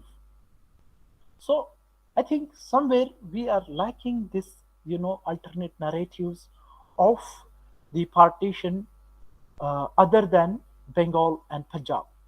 So we need to look at revisit the partition narratives in our academic discourses. Now, coming back to idea of migration and diaspora, do these partition migrants, or you call it as a refugees, or you call it as a udbatsus, are the refugees, are the forced migrants, or the diasporas? Are they forced migrants? To me, they are permanent migrants. But some of them were still repatriated. Some of them were sent back to their respective countries. So how do we call them? They are both refugees, they are the forced migrants, they are the voluntary migrants, they are the diasporas.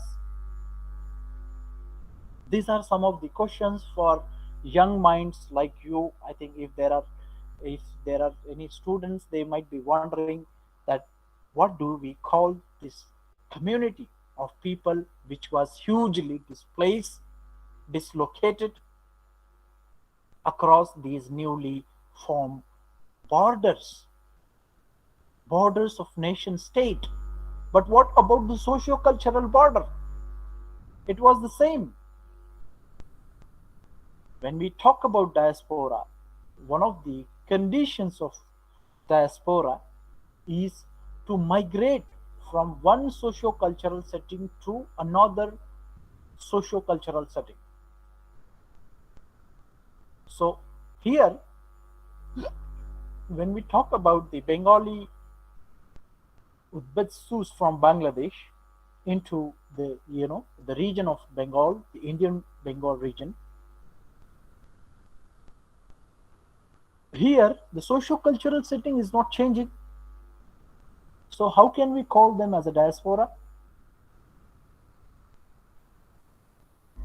How can we call them as a forced migrants? Because some of the Indians, some Bengalis and some Indian from Bihar and UP also did migrate from this region to East Pakistan as well as the West Pakistan. So for them, something called home was, calling. It was like the law of return, like in the context of when the homeland, the idea of homeland came into reality, and Ben Gurion from Israel came up with this idea of calling home, the law of return of 1950s. So similarly, some Muslims who were politically oriented by this idea of new homeland were very much excited to join this new homeland. So are the diasporic? Are the refugees? So that when you look at through the aspect of excitement and their enthusiasm, and you can call it as a nationalism to join the Muslim nation, and similarly some Hindus who were migrated voluntarily and forcibly to India to join the becoming Hindu nation, quote and unquote. So who are they?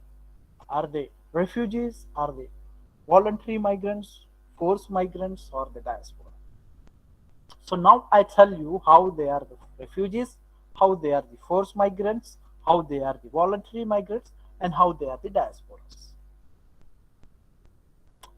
Refugees is a definition which came up. Uh, uh, let me, before going into refugees definition, let me just tell you about what is diaspora. Diaspora gets formulated after the migration takes place, be it in any form, migration, be it temporary or permanent, internal or international. It gets formulated if a person migrates from one socio-cultural setting to another socio-cultural setting, which is different from the previous one. But in the context of India and this partition, there was no change of socio-cultural setting. Therefore, this question of diaspora did not come in. But you may apply this as an approach to their experiences, because they had the diasporic experiences. And what were those experiences? They were disrooted, they were distanced from their home to homeland, and there were two homes and there were two homelands for these people. Voluntarily, involuntarily, they had to accept this duality of their existence. Home, something which they were familiar with, something which they are not familiar with. Homeland, something which they were familiar with, something which they were not familiar with. That ma'am was rightly talking about. They left something familiar to the unfamiliar, and they never know what kind of experiences that they would probably have once they migrate from their familiar setting to unfamiliar or newly formulated settings. So they had disrooting, distancing from their uh, community, their identity, and collectivism, retaining, and And these are they are the things that I highlighted here in the bold are the basic characteristics of diaspora when it comes to the change of socio-cultural setting. But in the context of partition, there was no socio-cultural setting, no change in socio-cultural setting. But still, people imagine the socio-cultural setting, both politically and otherwise, voluntarily, involuntarily. People imagine that their socio-cultural setting, for example, for Muslims, they imagine their socio-cultural setting is going to be the newly formulated East and West Pakistan. And for Hindus, India. Though India has never adopted that idea of, Hindu nation in its constitution. But the cultural nationalism, which was simultaneously going on along the line with the idea of Pakistan, it still continues, which is now again shaping the experiences of the people of both these countries. Therefore, the effect of partition still continues even today. Imagine socio-cultural setting. So, the imagine India, the imagination of about the India and of India is still going on, which is affecting the life of people who were displaced and who are still in the minority status in these countries. Whether it's imagining the idea of Pakistan, whether it's imagining the idea of Bangladesh, whether it's imagining the idea of India. So these imaginations are still going on, which are still shaping the lives and experiences of the people in the subcontinent. So, and when it comes to refugee, please give me some time. How much time do I have, sir? 5 minutes or something like that. Uh, okay, no problem. So I'll just try to, cover some of the important parts. So I'll not talk about refugee. Why I wanted to talk about refugee, the very definition of refugee here. The very idea of refugee comes in the wake of the World War II, when many people were displaced during 1950s. So they come up with the very time and place confined definition of refugee to the Europe. But later on, by 1967's protocol, it was opened up then to the Global Compact for Refugees. So the definition of refugee changes. Therefore, to me, uh, the application of this idea of refugee in the context of this partition, you can call it as refugees, but not to all people who migrated. Therefore, it was contested. And India's stand as a refugees, India had never been a signatory to refugee status and all that. I think your previous scholar was talking about the state approach towards the refugees and their rehabilitation. Now, coming back to some of the uh,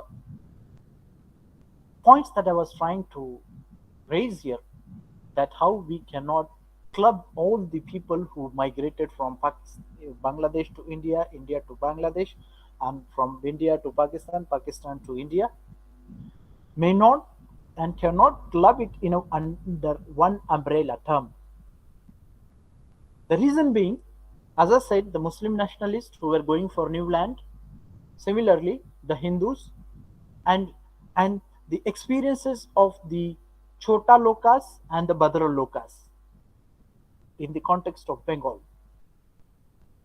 Because Badra Lokas, who had the social capital, who had the moderate social class who were able to easily access the home and all the jobs or whatever the settling patterns of post migration thing, who were easily could accommodate it in the Bengal, Indian West Bengal, particular the Kolkata society.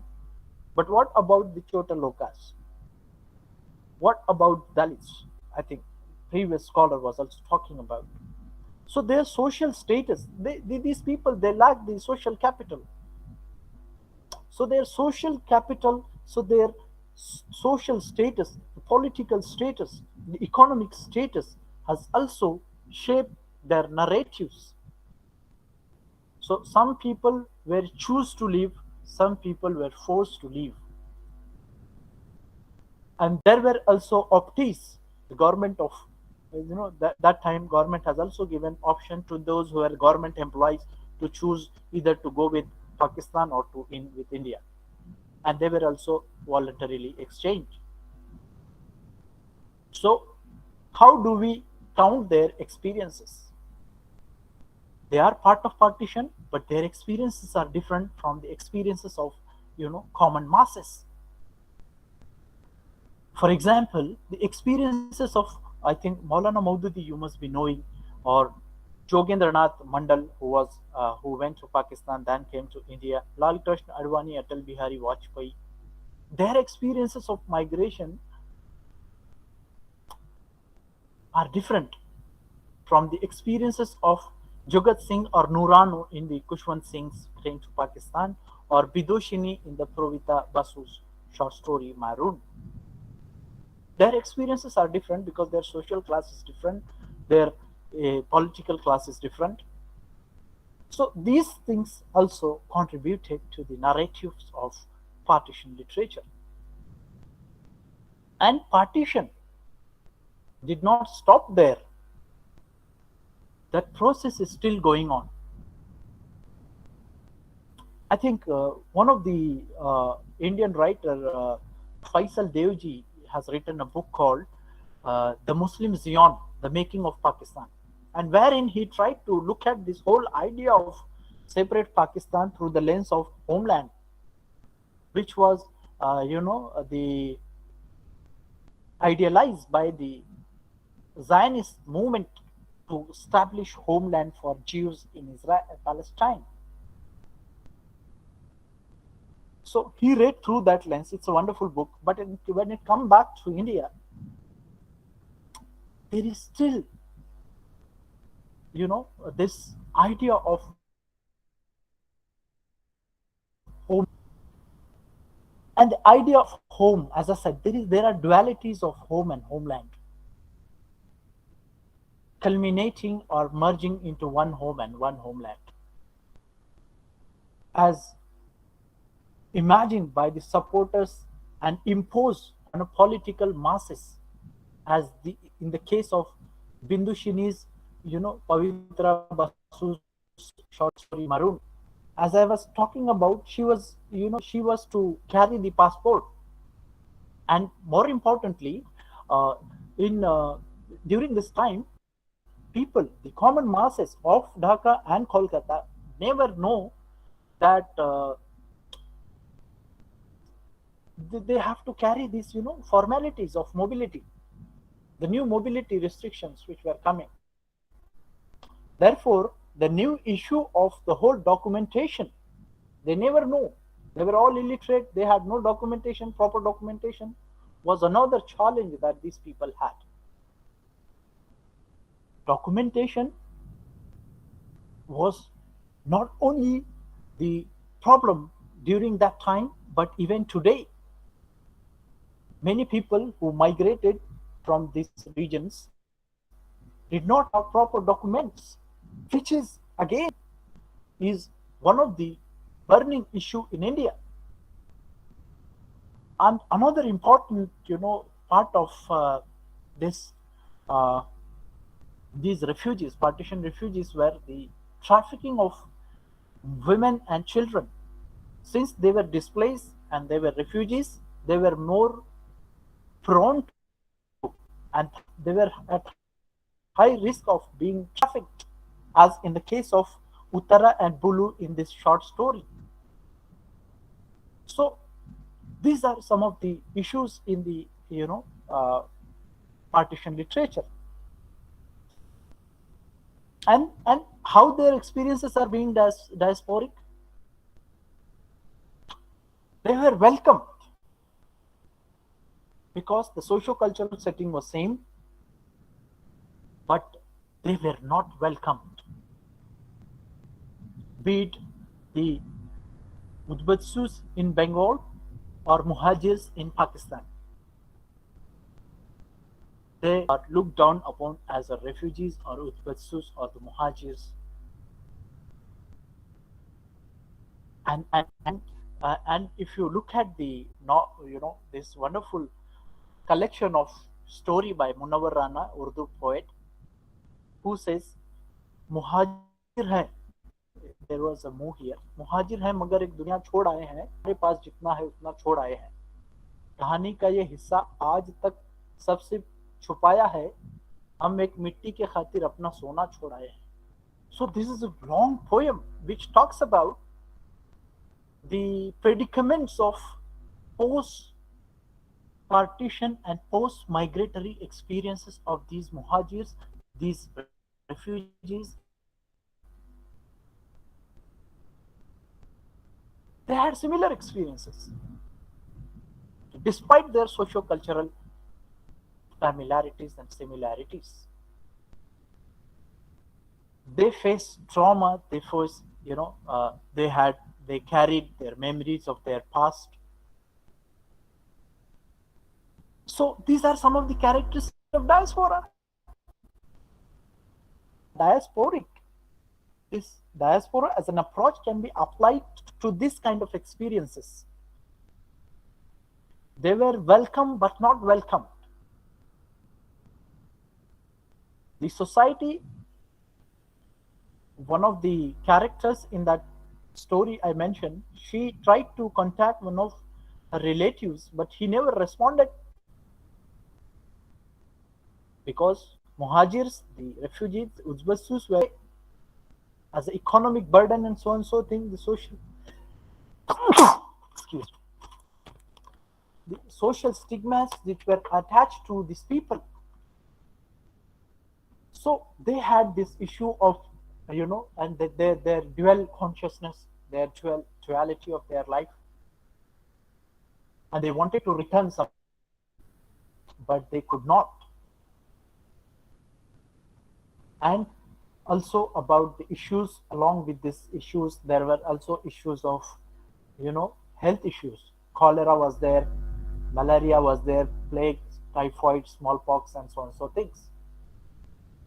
These were some of the issues that were there for these people who were displaced because of the partition.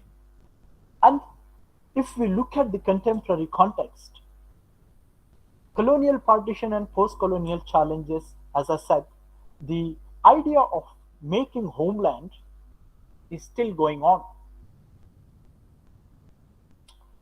And there are also solidarity connections with home, land, making of home, and involving in the making of homeland by the refugees as well. For example, if there is the process of making homeland going on, so the people who were migrated earlier as the refugees to India now join hands in the making of homeland and opposing the another refugee flux being refugee. So these are some of in the post-colonial India, and these are some of the contemporary challenges which are results of this ongoing process of an effect of partition on Indian society. And the cultural politics of refugees in the contemporary India is also shaping the experiences of refugees in general. Those who migrated to India became citizens of India, the Hindus and Sikh refugees from East and West Pakistan. And those who migrated from India to Pakistan were treated as muhajirs, and but also the question of those who came to India other than the these 5-6 minorities mentioned in the recent CAA Act, they were not welcomed. So these are some of the new challenges for the minorities and refugees in these countries. And the branding the national minorities with the immigrant minorities, or the clubbing the national minorities of India with this arrived minority of India together is going to create another future challenges and the problems for both as a minorities of this country and also as a state, particularly those who come after the Bangladesh War of Independence. Mostly some of the Hindus and Muslim, they migrated around 10 million people migrated to India after when the Bangladesh was separated, as a turn as a separate independent state. But some of them were being, repatriated. But what about those who migrated back and settled in these, border districts of Bangladesh in India? What about them? So now I think this is wonderful genre which is emerging in Assam, that is called the Mia poetry. I think some of you must be familiar with. Mia is a, uh, of course, it's a derogatory term in Assam for Muslims, but they have taken it up very proudly, and they are trying to articulate their experiences and opinions of their idea of home, idea of homeland, and their identities. In India, there is one of the poet called Hafiz Ahmed in his poem, "Write down, I'm a Mia, my serial number is NRC so and so. I have 2 children. Will you hate me as you hate me? Will you hate him as you hate me?"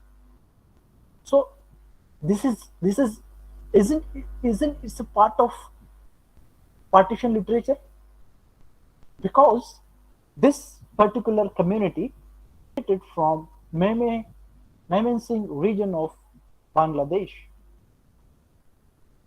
today's Bangladesh, and now they are very much part of this Assam society.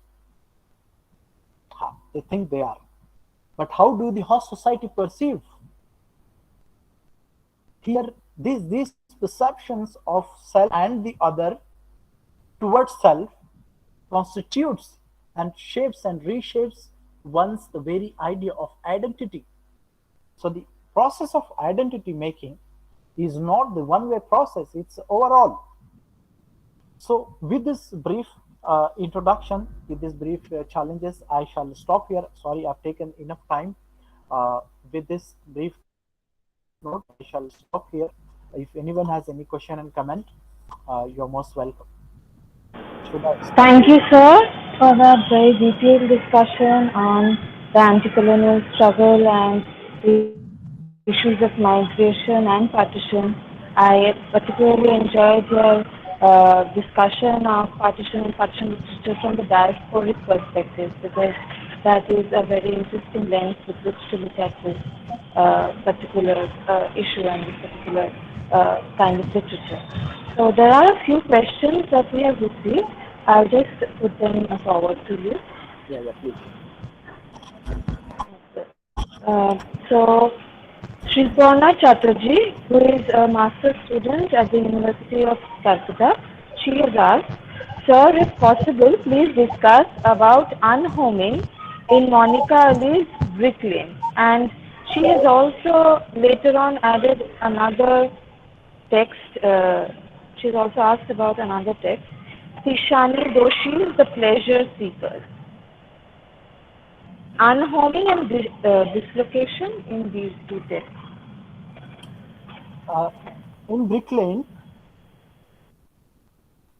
This is a wonderful question, and if you look at uh, the process of unhoming in the brick lane, that the this main protagonist, he returns back to Bangladesh. The very idea of varies from people to people, community to community. For one person, home is something else, but for some other person, home is something else. And the idea of home for some people migrates with them.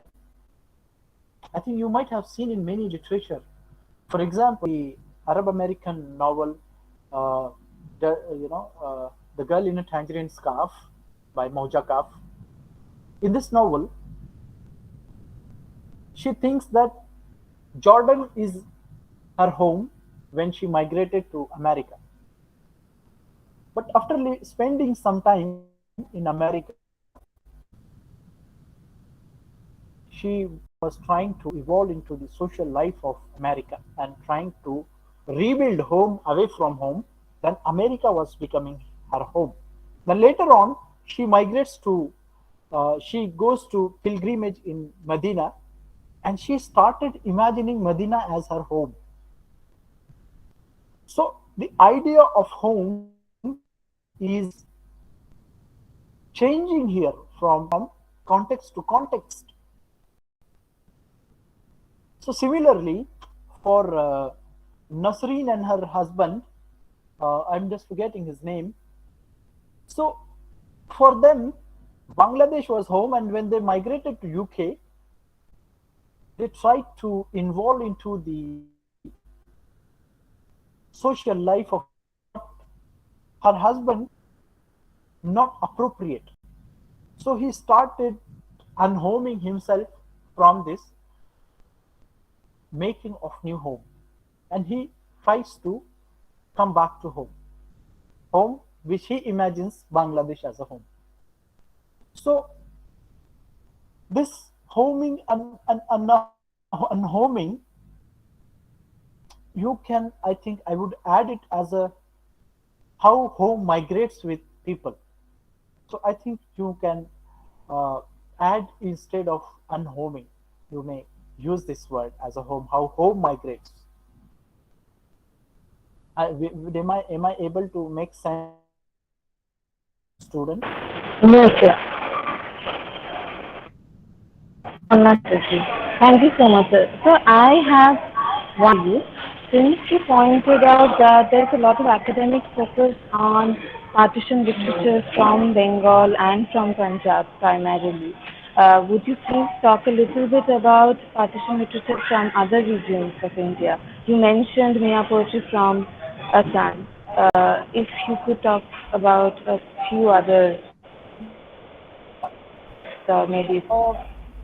This is you can also look at the, as I mentioned, the literature, and look at how languages play important role. There is huge literature produced in Punjabi, Urdu, of course Bengali, and the other Urdu in Hyderabad region. You can read this Muhajirnama, which is available in as well as in Urdu, of Munawar Rana, who migrated to from UP to Pakistan, the West Pakistan. So my point is to just uh, try to look at migration through different angles. This particularly the partition forced migration, uh, uh, the experiences of these, post migratory experiences of these people. Try to look at through the various angles, like be it Mia poetry, or be it Urdu partition literature, or Punjabi partition literature, so and so. Right.